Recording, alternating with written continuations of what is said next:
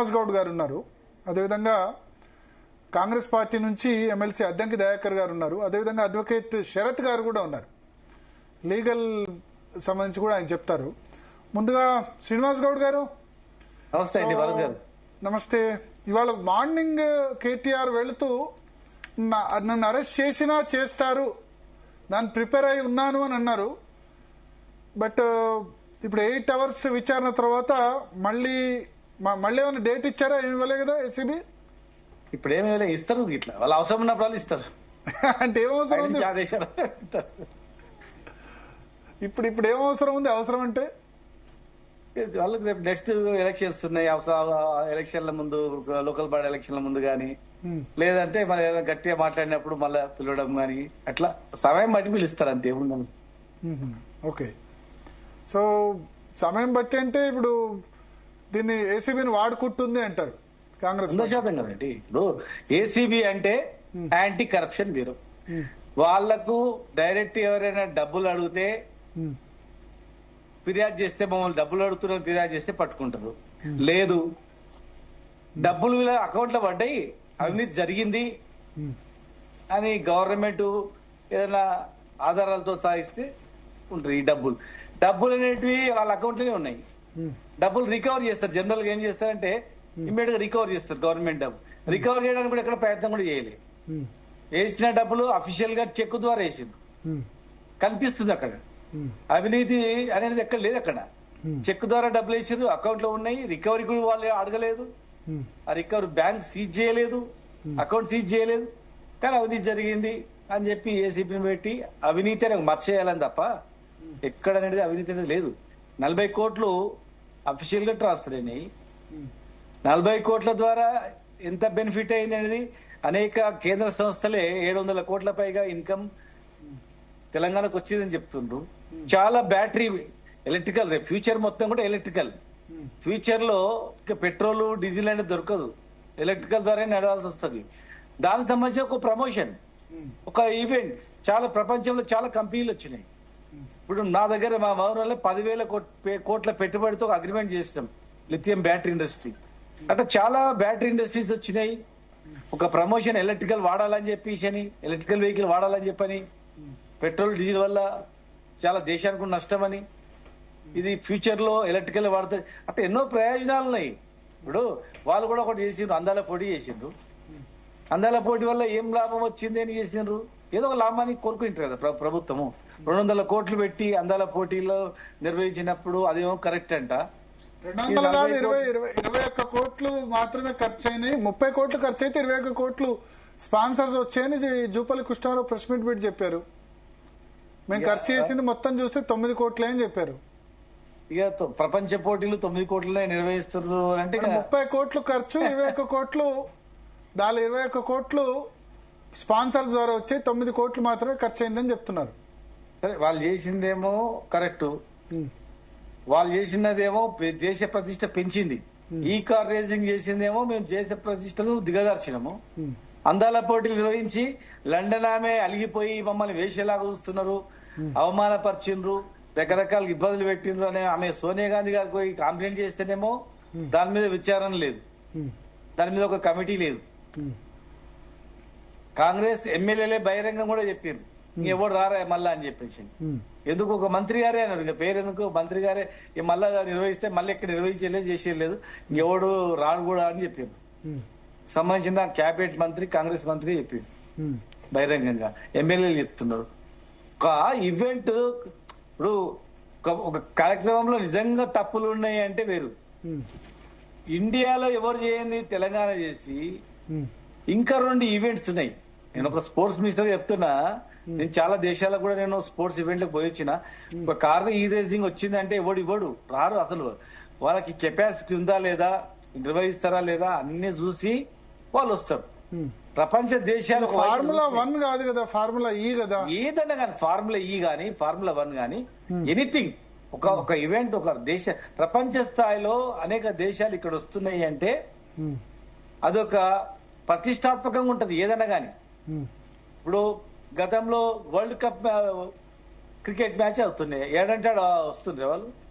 Cricket ground చూస్తారు, ఈ policing చూస్తారు, చేస్తారా లేదా అని చెప్పేసి అని కెపాసిటీ చూసి వస్తాయి. ఏ క్రికెట్ ఆడాలన్నా గానీ ఇంకేదైనా ఈవెంట్ చేయాలన్నా గానీ ఇలా వచ్చింది 40 కోట్లు ఖర్చు అయింది. 40 కోట్లలో ఎంత బెనిఫిట్ అయిందని ఆలోచన చేయకుండా ఇక పోయేంత కాలం కేసులు అవినీతి జరిగింది అని. అవినీతి జరిగిందంటే అక్కడ ఎక్కడ ఆధారాలు లేవేం లేవు. నువ్వు ఉదయం నుంచి సాయంత్రం ప్రశ్నించాను, ఇంకేమైనా డబ్బులు వచ్చి ఇచ్చినట్టు ఎట్లకైనా డబ్బులు వచ్చినాయి, ఈయన ఆ డబ్బులు ఎక్కడ పోయినాయి, డబ్బులు అడిగినావంట కదా, ఆధారాలు ఉన్నాయి, రికార్డింగ్ ఉంది, డబ్బులు తీసుకొచ్చి మీకు ఇచ్చిందంట కదా ఆ డబ్బులు.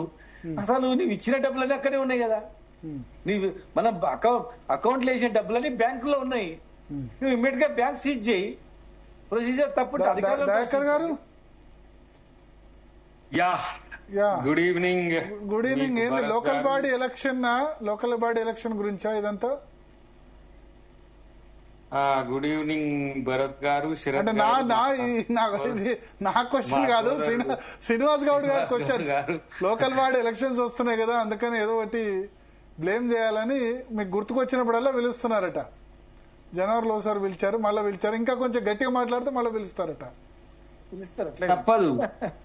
తప్పదు. శ్రీనివాస్ గౌడ్ గారిని ఎందుకు పిలుస్తలేము? శ్రీనివాస్ గౌడ్ గారు అవినీతి చేసి ఉంటే శ్రీనివాస్ గౌడ్ గారిని పిలుస్తుంటుంది. వాళ్ళ అయ్యను ఆయనను వాళ్ళ మా బావని ఎందుకు పిలుస్తున్నాము, లేకపోతే సోదరి కవితని ఎందుకు ఇక్కడ లిక్కర్ కేసులో పిలిచిందంటే అక్కడ మిస్టేక్ అయింది కాబట్టి. పర్టికులర్ గా ఈ కేసుకు వచ్చినప్పుడు ఇప్పుడు ఇది సీజన్ 2 అంటే 10 అది ఫస్ట్ ఒకటి అయిపోయింది, మధ్యాహ్నం ఒకటి జంప్. ఎవడు స్పాన్సర్? అది ట్రైపార్టీ అగ్రిమెంట్ లో ఒకటి జంప్ అయినప్పుడు ప్రభుత్వం స్పాన్సర్ గ్రీన్ కో కదా. ఇంకా ఎందుకు అవన్నీ ఊరికే అని నేను చెప్తలేను, అంటే జనరల్ మన ప్రేక్షకులకు అర్థం కావాలని. ఈ ప్లేస్ లో ప్రభుత్వం వచ్చి జాయిన్ అయింది. అది ఎప్పుడు ఎలక్షన్ కోడ్ ఆఫ్ కండక్ట్ ఉన్నప్పుడు. తర్వాత ఆ డబ్బు తీసి అవతలకి వేసిండ్రు గాని వాళ్ళు మళ్ళీ మనల్ని అడిగిండ్రు, మరి ఇప్పుడు మీరు కట్టింది సార్, మరి మిగతా ఎప్పుడు కడతారు? అది వంతుల వారికి మనం 700 crores వరకు కట్టాలి వాటిని.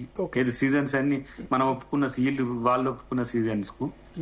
అయితే ఏ టైంలో కట్టిండ్రని చూస్తే ఈ టైంలో కట్టిండ్రు. మనం 10 కోట్లు మళ్ళీ ఆర్బీఐ రూల్స్ కు వ్యతిరేకంగా కట్టిన ఆర్బీఐ మనకు 10 కోట్లు ఫైన్ వేసింది.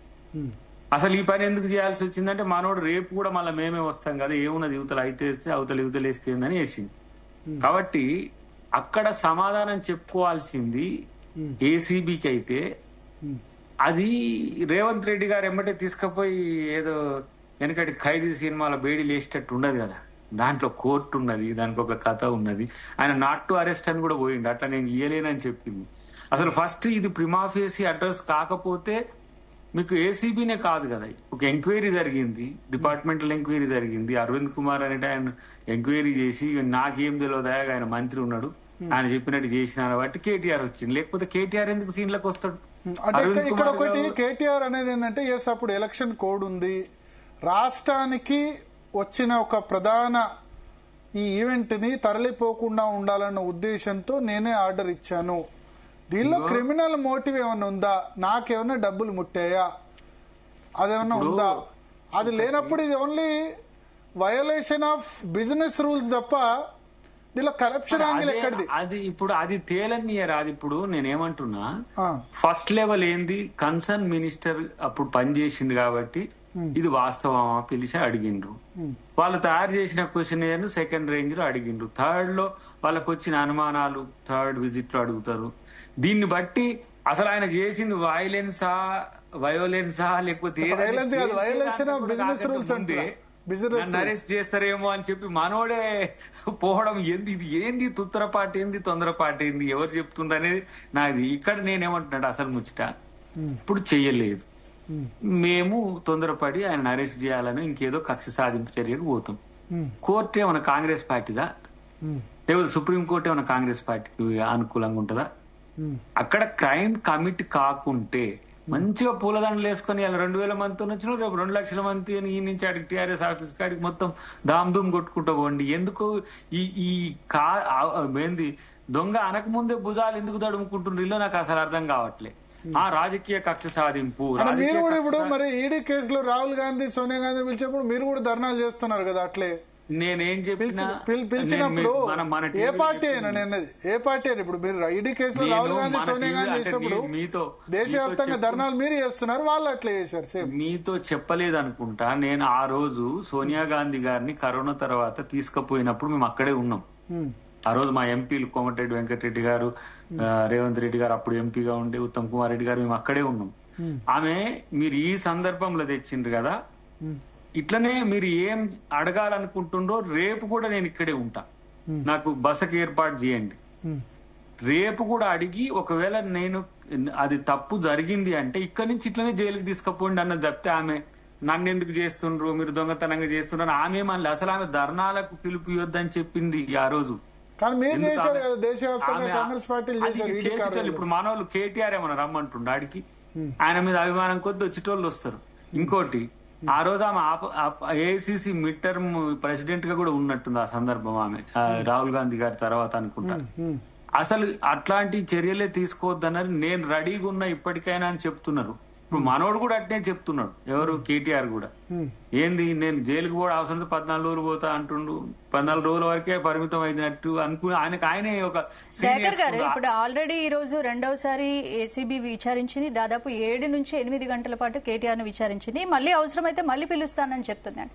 మళ్ళీ పిలుస్తాం అనడాన్ని ఎలా చూడొచ్చు? అసలు ఏంటి ఈ రోజు ఏసీబీ విచారణలో ఏం తేలింది అంటారు? అసలు మీరు మధ్యవర్తులుగా ఇప్పుడు ఒక మిస్అప్రాప్రియేషన్, ఒక మిస్టేక్ జరిగినప్పుడు ఎవరు ఎప్పుడు ఏంటి అనే దాని విషయంలో పిలుచుకునే స్వేచ్ఛ ఏసీబీకి ఉంది, దానికి సంబంధించిన విచారణ చేసే హక్కు వాళ్ళకు ఉంది.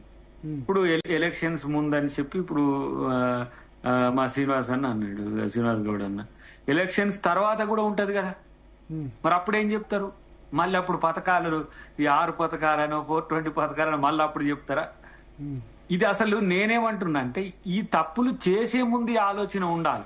ఇప్పుడు ఒక మాట, మీరు రూపీ తీసుకోకపోతే 10 కోట్లు స్టేట్ గవర్నమెంట్ కు ఫైన్ ఎందుకు వేసింది? దాన్ని ఏమనాలి?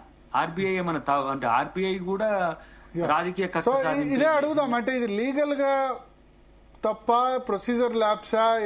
శరత్ గారిని అడుగుదాం. శరత్ గారు అడగండి. సో ఈ బిజినెస్ రూల్స్ వయలేట్ అవుతే అది క్రిమినల్ యాక్షన్ కింద వస్తుందా? మొన్న బీఆర్ఎస్ నేత ఒకళ్ళు కోట్ చేస్తున్నారు, క్రిమినల్ మోటివ్ లేకుంటే అది శిక్షార్హం కాదని సుప్రీంకోర్టు జడ్జిమెంట్ ఇచ్చింది, అది కేటీఆర్ కేసులో వర్తిస్తుందని చెప్పి. మీరు చెప్పాలి.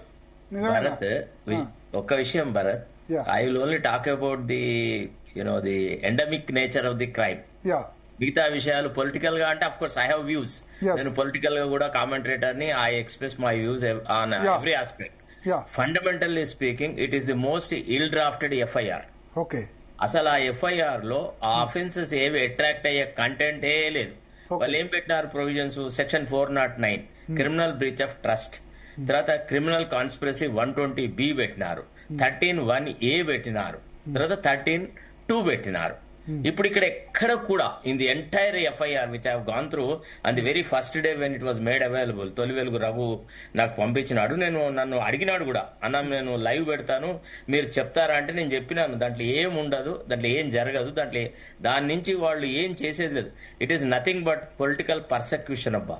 Even the high court which had gone into the entire issue, the హైకోర్టే చెప్పింది ఏమని, the only allegation against him is that the amounts were there with the HMDA which were under the control of the minister. Their allegation is that he has used it for his personal aggrandizement అన్నారు. ఇప్పుడు personal గా అతను amounts ని utilise చేసుకుంటే it attracts the offensive part of the crime. అది లేదు అక్కడ. Procedural coils, procedure irregularities, these are all 2 different things. దీనికి క్రిమినాలిటీ అనేది రాదు. అసలు యాక్చువల్లీ ఈ కేసు నిలనే పడదబ్బా. టు బి ఫ్రాంక్, 8 గంటలు మరి ఏం ప్రశ్నలు వేసినారు, ఆ గొప్ప మేధావులు ఏం అడిగినారో నాకైతే అర్థం కాదు. మరి we have done so many cases, bail scam, అట్లాంటి పెద్ద పెద్ద కేసులు చేసినాం మేము. అసలు గాలి జనార్దన్ రెడ్డి కేసులో కూడా ఇన్ని గంటలు మరి ఎవరు ఆయన్ని ఎగ్జామిన్ చేసిన సందర్భం లేదు. అప్పుడైతే ఒక పెద్ద అసలు అది ఒక సిస్టమ్ నే షేక్ చేసేటువంటి అఫెన్స్. అంటే జడ్జులకి లంచాలు ఇవ్వడము, జడ్జులే ఎక్యూజ్డ్ దగ్గరికి పోవడము, హోటల్ దస్పల్లాకి రావడము, డబ్బులు తీసుకోవడము 20 కోట్లు అని, తర్వాత ఒక జడ్జి గారి లాకర్ లో డబ్బులు దొరకడం, అట్లాంటి సందర్భాల్లోనే ఇంత deep rooted examination of the witness జరగలేదు. To be frank, అంటే ఇది కేసు అసలు ఫిట్ కాదు అంతేనా? అసలు దాంట్లో అసలు కంప్లైంట్ లోపల ఆ కంటెంట్స్ లేవబ్బా. ఇక వీళ్ళు ఏదైనా కొండందవి లేకపోతే ఇంకే ఏదన్నా ఒక రకంగా మరి high court not to arrest order ఎందుకు ఇవ్వలేదు? ఏంది నాట్ రెండు అడిగారు, కేసు కొట్టే quash petition, not to arrest, రెండు ఎందుకు ఇవ్వలేదు? భరత్ గారు, నేను ఒక విషయం చెప్తాను. ఇప్పుడు దేర్ ఆర్ 2 థింగ్స్ అబ్బా. ఒకటి ఏముంది, అబార్షన్ ఎఫ్ ఎ క్రైమ్, ఏది ఎఫ్ఐఆర్ ను క్వాష్ చేయడం అనేది at the embryonic stage you should not scuttle the investigation. That is a sound principle laid down by the supreme court. So the judge exercise restraint. ఏమన్నాడు, ఇంకా వాళ్ళు investigation చేస్తా అన్నారు కదా, ఇది apprehension of the petitioner that he may be arrested is ill founded. I do not see any reason that they will arrest on the basis of this cock and bull story అని అనుకున్నాడు. అనుకొని ఆయన ఈయనకి arrest చేసే chance లేదు కాబట్టి అది ఇవ్వాల్సిన అవసరం లేదనుకున్నాడు. ఎంబ్రియానిక్ స్టేజ్ లోపల నేను దాన్ని క్వాష్ చేయన్నాడు అంతే. The entire judgment which is there in front of me, there is nothing. The judge never said that there is any element which requires such a deep-rooted thing. They have got certain apprehensions about the utilization of the funds and whether he was authorized to release them at that juncture or not. These are all procedural things. అంతేగాని అక్కడ unless and until they are able to show the money trail, అంటే release అయిన money KTR account లోకి గానీ, KTR బినామీల account లోకి గానీ, లేదా ఇంకెవరి అకౌంట్ లోకి గానీ వచ్చి ఉంటే, లేదా ఇంకే రకంగానైనా బెనిఫిట్ జరుగుంటే, సర్కమ్స్టాన్షియల్ ఎవిడెన్స్ ఉన్నా the case could have been made out. ఇప్పుడు క్రిమినల్ కాన్స్పిరసీ అన్నారు వాళ్ళు, 120B పెట్టినారు. What is the conspiracy? That part of it is not explained in the FIR. I don't know who drafted that great complaint. I tell you honestly, supreme court మనతో పాటు రాకేష్ రెడ్డి గారు కూడా join అయ్యారు. రాకేష్ రెడ్డి గారు version తీసుకోబోయే ముందు శరత్ గారు supreme court కూడా వెళ్లారు కదా, మరి సుప్రీం కోర్టు వాళ్ళు ఏమన్నారు, at this stage we cannot quash అన్నారు. ఇప్పుడు ప్రైమరీ స్టేజ్ లో, ఇప్పుడు ప్రిలిమినరీ స్టేజ్ లో, అంటే ఇప్పుడు మనము గర్భస్థ శిశువును చంపడం ఇష్టం లేదు అన్న మాట అన్నారు అంతే. ది లక్ష్మణ్ గారు కూడా, జస్టిస్ లక్ష్మణ్ గారు ఏమన్నారు, the complaint is made by a responsible government against a former minister, కాబట్టి లెట్ ఇట్ బి ఎగ్జామిన్డ్. ఇప్పుడు ఇన్వెస్టిగేషన్ స్కటిల్ చేయాల్సినంత అవసరం లేదు. ఇన్వెస్టిగేషన్ ఎప్పుడు స్కటిల్ చేస్తారు? When it amounts to abuse of the process of the court, when there is miscarriage of justice.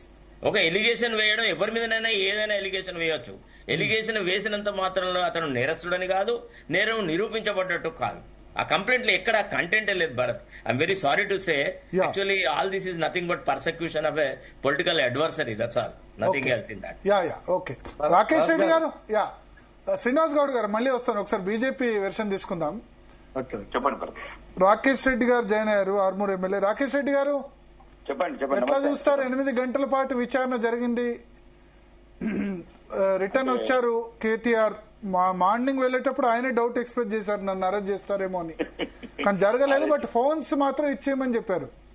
Arrest చేస్తే వాతావరణం అట్టుంటదండి. ముందు జాగ్రత్తలు చాలా మంది తీసుకుంటారు, ఎందుకంటే వాళ్ళు ప్లానింగ్ అల్లర్లు చేయడానికి సిద్ధంగా ఉన్నారు కాబట్టి. అంటే నాట్ కేటీఆర్, పొలిటీషియన్స్. అంటే ఒకటి, ఇప్పుడు భరత్ గారు ఎవరు అల్లర్లు చేస్తారు? బీఆర్ఎస్ భరత్ గారు నేను చెప్పింది కాంగ్రెస్, బీజేపీ కాకుండా సగటు తెలంగాణ పౌరుడుగా మాట్లాడుతాం. తెలంగాణ అమాయక సమాజం, పేద ప్రజలు ఈ కేసును బాగా చూస్తున్నారు, పరిశీలిస్తున్నారు. అంటే రాజకీయ నాయకులకు ఒక చట్టం ఉంటది, పేదోళ్ళకు ఒక చట్టం ఉంటది. క్యూలో నిలుస్తున్న, రేషన్ కార్డు నిలుస్తున్న పేదవాడు అడుగుతున్నాడు, ఒక గది ఇల్లు కట్టుకోనుకున్న పేదవాడు చూస్తున్నాడు, రైతు వడ్ల కల్లాల మీద ఉన్న రైతు, ఉద్యోగం లేక నిరుద్యోగులు ఆత్మహత్యలు చేసుకున్న యువకులు కూడా చూస్తున్నారు. ఈ తెలంగాణ లేదు, అమరవీరులు, ఈ తెలంగాణ గురించి ఆత్మర్పణ చేసిన అమరవీరుల తల్లిదండ్రులు చూస్తున్నారు. మేము కోరుకున్న తెలంగాణ ఏంది, ఈ తెలంగాణ ఏంది, కొత్త రకంగా ఉన్నది. అంటే మంత్రివర్గ ఆమోదం లేకుండా భారత రాజ్యాంగాన్ని, దేశ చట్టాలని, రాష్ట్ర చట్టాలని అన్ని ఉల్లంఘించి, ఇది నేను చెప్పింది కాదండి, నేను మేధావులతో మళ్ళా మాట్లాడతా, అవసరమైతే లొంగిపోయిన నక్సలైట్లను తీసుకొచ్చి మాట్లాడతా, వీళ్ళు వినరు. లేకపోతే నేనేమంటున్నాను, ఇది ఒకటే ఒప్పుకోండి, మంత్రివర్గ ఆమోదం ఉందా లేదా ఈ కోర్టులు ట్రాన్స్ఫర్ అయ్యేందుకు? మంత్రివర్గ ఆమోదం లేకుండా చేయొచ్చా? లేదు వీళ్ళు రాజ కుటుంబీకుల, సౌదీ షేకుల, రాజ్యాంగం నుంచి ఏమైనా ఎక్స్క్లూజివ్ ఏమైనా రైట్స్ పొందారా? మేము ఒకటి దీనికి రాష్ట్ర ప్రభుత్వం రాగానే ప్రెస్ మీట్ పెట్టి గౌరవనీయ మంత్రివర్యులు చెప్పిండ్రు, రాష్ట్ర ప్రభుత్వం చెప్పింది ఎటువంటి నియమాలు నిబంధనలు పాటించకుండా. అప్పుడు అంటే ఎలక్షన్ కోడ్ ఉంది అంటున్నారు. చెప్పి దయచేసి ఎలక్షన్ కు ఇవన్నీ తర్వాత మాట్లాడదామని నోటికి వచ్చినట్లు. రెండోది, దాంట్లో ఎవరెవరైతే అధికారులు భాగస్వాములు ఉన్నారో ప్రతి ఒక్కరు స్టేట్మెంట్ ఇచ్చారు, మేము ఎటువంటి నియమ నిబంధనలు పాటించలేదు. మాకు గత ప్రభుత్వంలో ఉన్న యువరాజు చెప్తే అన్ని నియమ నిబంధనలు దొంగలు రికార్డెడ్ అండి, ఇది రికార్డెడ్ దొంగల దొక్కి ఆయన చెప్తే ట్రాన్స్ఫర్ చేసామన్నారు. పాయింట్ 1. పాయింట్ 2, దేశంలో ఒక సుమారు సర్టెన్ అమౌంట్ ఒక 50 లక్షలు 1 crore దేశం బయట దాటాలంటే ఆర్బీఐ గైడ్ లైన్స్ ప్రకారం ముందు అనుమతి తీసుకోవాలి, దానికి నెసెసరీ డాక్యుమెంట్స్ సబ్మిట్ చేయాలి. అవి కూడా పాటించకుండా పంపించారు. ఇది 2 అండి. అంటే ఏంది అంటే మేము ఏమన్నా చేస్తామా? ఓకే, మీరు ఎంతసేపు కోర్టు జ్యుడిషియల్ మ్యాటర్లకు వెళ్ళట్లేదు, రాజకీయాలకు మాట్లాడట్లేదు. అంటే ఇదే ఒకవేళ ఇతనే మరి ఒకవేళ 10,000 కోట్లు పంపిస్తే ఎట్లా? ఇప్పుడు 55 కోట్లు పంపించినోడు 10,000 కోట్లు పంపిస్తే మా తెలంగాణ పేద ప్రజల భవిష్యత్తు ఏంది? ఇప్పుడు ఎవరిస్తాడు 55 కోట్లు? ఆ 55 కోట్లు ఇస్తే 100 మంది నిరుద్యోగులకు ఉద్యోగాలు ఇస్తాం, లంబాడి బిడ్డలకు ఉద్యోగాలు ఇస్తాం, గిరిజన బిడ్డలకు బాత్రూములు కట్టిస్తాం, క్యూలో నిల్చున్న వాళ్ళకి రేషన్ కార్డులు ఇస్తాం, ఇందిరా మిల్లి లేకపోతే ప్రియాంక గాంధీ ఇట్లు ఇస్తాం. అద్దా దేనికి వెనకొచ్చిన స్కీమ్ ఇది?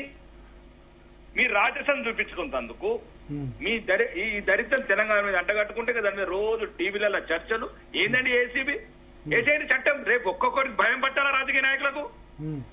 నేను అనేది నాకు రాజకీయమే పక్కన పెట్టండి భరత్ గారు. మీరు తెలంగాణ ప్రజలు అనుకుంటున్నారు ఈ కొడుకులు వీళ్ళ గురించి రాష్ట్రం విడగొట్టిర్రు, మా గురించి రాజకీయ నాయకుల గురించి విడగొట్టమంటున్నారు. దొరికిన చట్టాలు మాట్లాడుతున్నాడు, జ్యుడిషియల్ సిస్టమ్ మాట్లాడుతున్నాడు, ఎట్లా దోసుకోవచ్చో చెప్తున్నారు.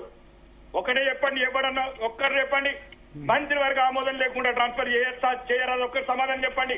తెలంగాణలోని అన్ని పార్టీలు రేపే అఖిలపక్షం పెట్టండి, మొత్తం రిటైర్డ్ చీఫ్ సెక్రటరీలు అందరూ వెళ్తాం, ఆల్ పార్టీ మీటింగ్ పెడదాం, ఇంటలెక్చువల్ వెళ్తాం, రిటైర్డ్ చీఫ్ సెక్రటరీ వెళ్తాం, రాజ్యాంగంలో నిపుణులైన మేధావులను వెళ్తాం.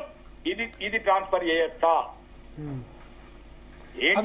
అది బిజినెస్ రూల్స్ ఉల్లంఘన తప్ప క్రిమినల్ చర్య కాదు అని ఇంతకుముందు 10,000 కోట్లు దోసుకోపోతారా? అంటే 10,000 కోట్లు పంపుతాం ఎట్లా? మరి ఎందుకు ఆ నియమాలు, ఎందుకు ఆ నిబంధనలు, ఎందుకు? ఒక్క పేదవాడికి రేషన్ కార్డు ఇవ్వడానికి 1000 కండిషన్లు పెట్టే రాష్ట్ర ప్రభుత్వాలు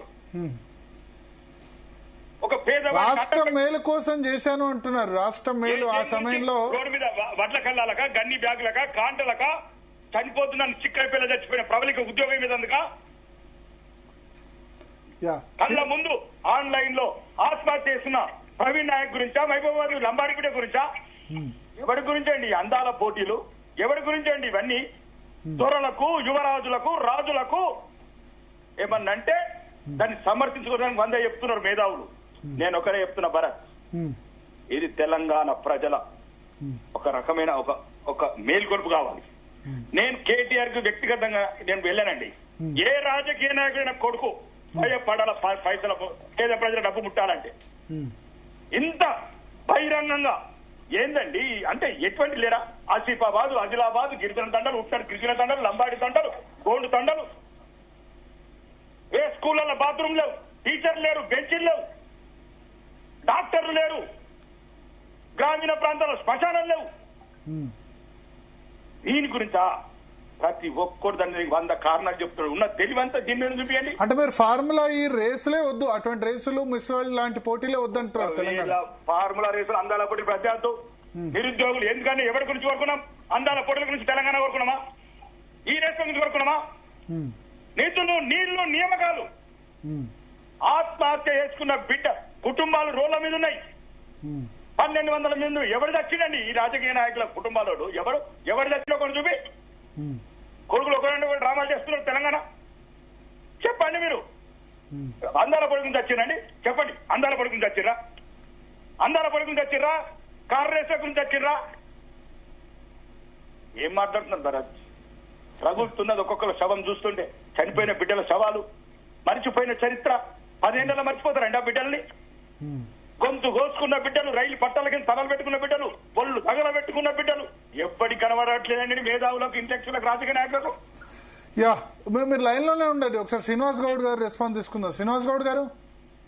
భరత్ గారు, యా, రాకేష్ రెడ్డి గారు అయితే కేబినెట్ ఆమోదం లేకుండా అట్లా చేయడం చాలా పెద్ద తప్పు. మీరు ఫార్ములా తప్పే, మిస్ వరల్డ్ తప్పే అంటారు, రెండు తప్పే అంటారు. అంటే వాళ్ళు ఇంకోటి అన్నారు, పేద ప్రజలకు డబ్బులు, ప్రజల డబ్బులు ఇవేది, రాజకీయ నాయకులను ఖచ్చితంగా తప్పు చేసి శిక్షించాలని చెప్పన్నాడు. అది నేను కూడా ఏకీభవిస్తున్నా. రాజకీయ నాయకులు ఎవడు తప్పు చేసినా గానీ, ఎందుకంటే ఒక పేదోడు ఒక 10,000 రూపాయలు అప్పు తీసుకుంటే వాళ్ళు అప్పు కట్టకపోతే వాని ఇల్లు తాళమేస్తారు. 1,00,000 రూపాయలు అప్పు తీసుకొని అప్పు కట్టకపోతే ఓ తలుపు విక్కపోతారు, ఒక ఎద్దు పట్టుకపోతారు, ఊర్లలో మోటార్లు తీసుకపోతారు. చట్టాలు చాలా ఈజీగా ఉన్నాయి. చట్టాలు కఠినంగా పెట్టాలి. సామాన్యుడు చేసినా, రాజకీయ నాయకుడు చేసినా. ఏమన్నపని ఈరోజు దేశంలో నేను చూస్తున్నా 10 లక్షల కోట్లు బ్యాంక్ ఎత్తేసిరు. ఒకడు విజయ్ మాల్యా గారు వెళ్ళిపోయి లండన్ లో మంచిగా రాజభోగాలు అనుభవిస్తున్నాడు వాడు. ఇంకోటి ఇంకో దేశం పోయిండు, ఇంకోటి ఇక్కడే ఉన్నాడు. దాదాపు ఒక 20 మంది కలిసి 7.5 లక్షల కోట్లు బ్యాంకు ఎగ్గొట్టిండ్రు. వానికి ప్రభుత్వం కూడా వేవ్ చేసింది. అయితే డైవర్షన్ కాదు, విన్నాం కదా రాకేష్. నేను ఏమంటున్నాను, తెలంగాణ గురించి మాట్లాడదాం. అరే తెలంగాణ గురించి, రైతులు, తెలంగాణ మహిళలు, దేశం గురించి మాట్లాడదాం, రైతుల గురించి మాట్లాడదాం, కండక్టర్లు అన్న, అది కూడా మాట్లాడదాం. వేరే టైంలో అది వేరే టైంలో మాట్లాడదాం.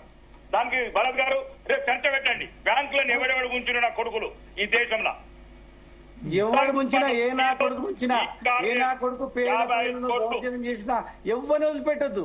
పేదోళ్ళను ఎవరు వేధించినా కూడా ఎవరిని వదిలిపెట్టద్దు. చట్టానికి అందరు సమానమే. ఖచ్చితంగా కూడా చట్టాలు సవరించాల్సిందే, చట్టాలు కఠినంగా తేవాల్సిందే. ఎవరినైనా వదిలిపెట్టద్దు. రాష్ట్రంలో వదిలిపెట్టద్దు, దేశంలో వదిలిపెట్టద్దు, 100% వదిలిపెట్టద్దు.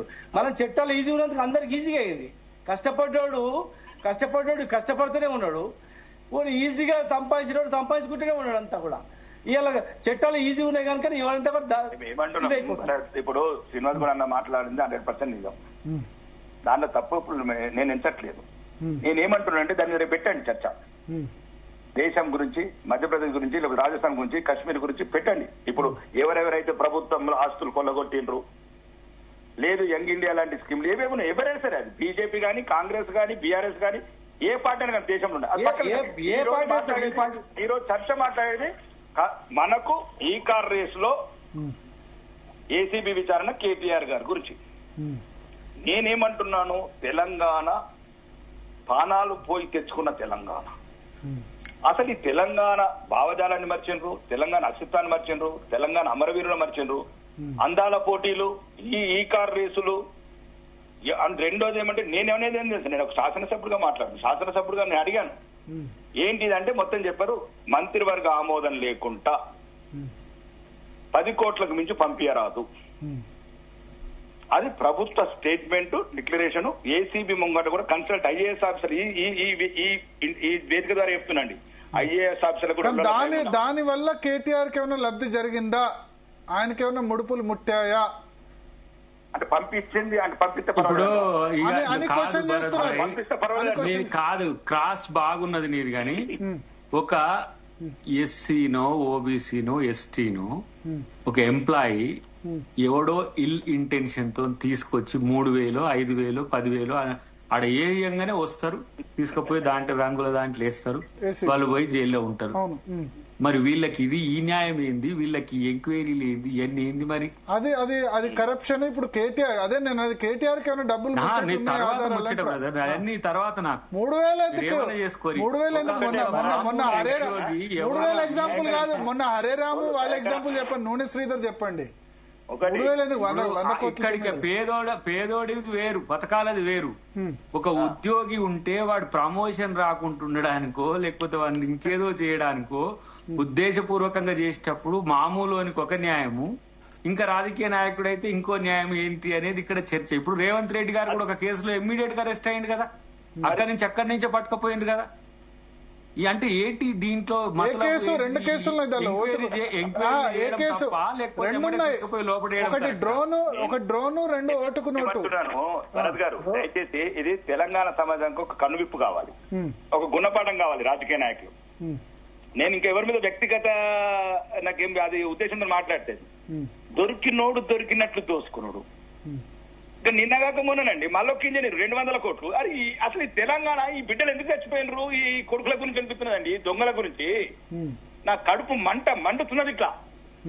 ఎవరి గురించి శ్రీకాంతాచారి తగలబెట్టుకునే ఈ కొడుకులు రాజకీయ నాయకులు ఇంజనీర్లు 100,000 కోట్లండి. ప్రతి ఒక్కటి అంటే ఒకటి చెప్తున్నా భరత్ గారు, ఆంధ్రప్రదేశ్ ఉన్నప్పుడు ఇంత చూడలేదండి దోపిడి. మేము ఆంధ్రప్రదేశ్ ఇంత దోపిడి చూడలేదు. ఈ 10 ఏళ్ళని అంతకనక దోషేసారు మమ్మల్ని. 8 లక్షల కోట్లు అప్పు చేసిండ్రు. అంటే నేను ఎప్పుడు మళ్ళీ 2 సంవత్సరాలు మళ్ళా 2 లక్షలు. నేను వ్యక్తులను మాట్లాడుతున్నానండి. మా బిడ్డలు కోరుకున్న తెలంగాణ ఇది కాదు. నిన్న మొన్న శ్రీధర్ అనేవారు ఈ 150 కోట్లు, హరిరామ్ 2,000 కోట్లు. ఏంటబ్బండి ఇది? శ్రీకాంతాచారి తగలబెట్టుకునే కనబడుతున్నాయండి మాకు. స్వర్ణక్క రైలు పట్టాల మొత్తం మర్చిపోయినరు. రాజులు, యువరాజులు, దొరలు, రెడ్డిలు ఎగుతున్నారు, రాజ్యం వెళ్తున్నారు. ఇక ఓకే శ్రీనివాస్ గౌడ్ గారు, గుణపాఠం కావాలి తెలంగాణకు ఈ కేసు. లేదు మళ్ళీ అందరూ ఒకటైనట్లే. శ్రీనివాస్ గౌడ్ గారు ఎట్లా డిఫెండ్ చేసుకుంటారు? ఒకటే ఆయన చెప్పేది ఏంటంటే క్యాబినెట్ నిర్ణయం లేకుండా ఎందుకు చేశారు? సామాన్యుడికో న్యాయం, పెద్దలకో న్యాయమా? అది దేశం కాకుండా తెలంగాణ రాష్ట్రం గురించి మాట్లాడదామని అంటారు. దేశం గురించి మళ్ళీ మాట్లాడదాం, అది రేపు పెట్టండి. శ్రీనివాస్ గౌడ్ గారు తప్పేం లేదు అది. చెప్పండి. ఇప్పుడు రాకేష్ రెడ్డి గారు మాట్లాడినా, దయాకర్ గారు మాట్లాడినా, మేము మాట్లాడినా రాజకీయ నాయకులకు ఒక చట్టము, పేదలకు ఒక చట్టం అంటే ఎవడో ఒప్పుకో. గృహ అదే ఏకీభవిస్తున్నాం. కఠినమైనటువంటి చర్యలు. అది ఇప్పుడు మొన్న ఒకటి చూసినాము, వేములవాడల భోజనానికి 10 లక్షలు చేసినట్టు ఒక్క భోజనం, ఒక ప్లేట్ 32,000. ఇంకా రాకేష్ రెడ్డి గారు మన ఎమ్మెల్యే గారికి ఆయన ఇన్ఫర్మేషన్ ఉంటుంది రెగ్యులర్ గా. 32,000 అంటే ఒక భోజనానికి, ఒక ప్లేట్ భోజనం ఉంటుంది ఎక్కడన్నా. చిన్న పెళ్లి, ఒక ప్లేట్ భోజనం ఒక పెళ్లి అయిపోతుంది ఊర్లల్లో. విన్నావా? ఎవడైతే అవినీతి చేసిండు అని చెప్పి లొల్లి పెట్టిండ్రు, ఇప్పుడు వాళ్ళే కాంట్రాక్టర్ మొత్తం. మీరు చూడండి, లెక్క తీయండి. మొత్తం 1,000 కోట్ల కాంట్రాక్ట్ ఎక్కడ పోయినాయి? నువ్వు 1,00,000 కోట్లు గవర్నమెంట్ బడ్జెట్ వచ్చిందంటే 1,00,000 కోట్ల కాంట్రాక్టర్లు ఎవరు పేర్లు పెట్టరు, పేర్లు రాసదండి.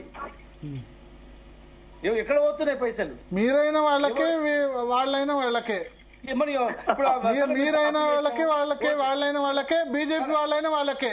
మేము తప్పు చేసినా కాదు, మీరు బీజేపీ వాళ్ళైనా వాళ్ళకే, కేంద్రంలో అందరు వాళ్ళకే ఇస్తున్నారు. ఇక మరి అది ఏంది? మరి అందరికి అదే చెప్తున్నారు, అందరికి ఎలక్ట్రల్ బాండ్స్, మీ అన్ని పార్టీలకు ఫండ్స్ ఇస్తున్నారు కాబట్టి వాళ్ళే.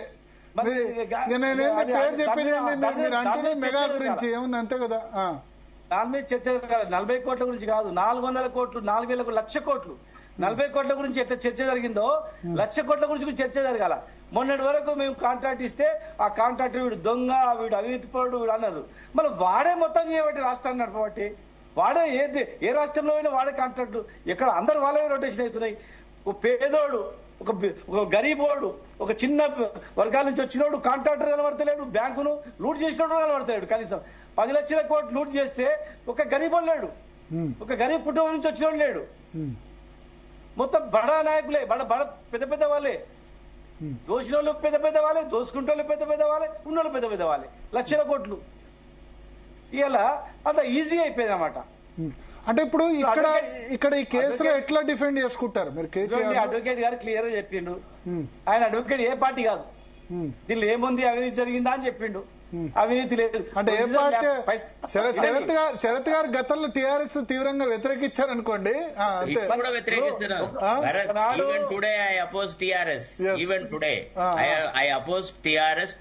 రెండు పార్టీలు వ్యతిరేకించారండి, టీఆర్ఎస్ కాంగ్రెస్, అంతేనా? ఇద్దరిని.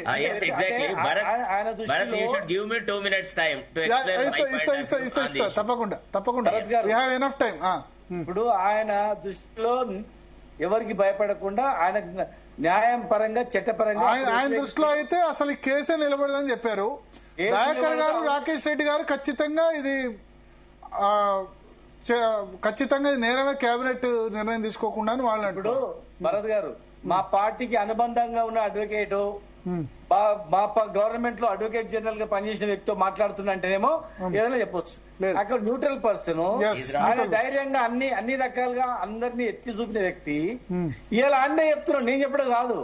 అవినీతి జరగలేదు, డబ్బులు ఉన్నాయి అక్కడ, రికవర్ చేయండి. ఒకవేళ నిజంగా అవినీతి జరిగిందని డబ్బులు రికవర్ చేయండి, ఇమీడియట్ గా క్రిమినల్ కేసు పెట్టండి వాళ్ళ మీద, మొత్తం బయటకు వస్తాయి కదా. ఎవడైతే అన్న రికవరీ కాదే, ఫస్ట్ అనుమతి లేకుండా పంపించచ్చా లేదా? ఫస్ట్ దయచేసి మీరు అందరు మేధావులు, చదువుకున్న వాళ్ళు, పెద్ద పెద్ద ఉన్నతమైన ఆలోచనలు ఉన్న వాళ్ళు, ఉన్నతమైన అనుమతి లేదు ఎందుకు సమాజం అనుకుంటారు? అనుమతి లేకుండా డబ్బులు పంపించచ్చా? అదొకటే. ఇవాళ 50 పంపిస్తాడు, రేపు ఒకటి 500 పంపిస్తాడు, రేపు ఒకటి 5,000 పంపిస్తాడు. ఎట్లా అనుమతి? ఒక మంత్రి డిసిషన్ తీసుకున్నంటే కూడా, మంత్రి తీసుకున్నంటే కూడా ప్రభుత్వం తీసుకున్నట్లు గుర్తుపెట్టుకోండి. మీరు కూడా రేపు భవిష్యత్తులో ఈ చట్టం మీద ఈ మాట అంటే పొద్దుగా నేను అసెంబ్లీ స్పీకర్ దగ్గర కప్తున్నానా, ప్రభుత్వంతో క్లారిఫికేషన్ ఇప్పండి, నేను ప్రార్థన చేస్తా. మీరు అడగండి గవర్నమెంట్ మంత్రి నేను గవర్నర్ ని రేపు అడగండి.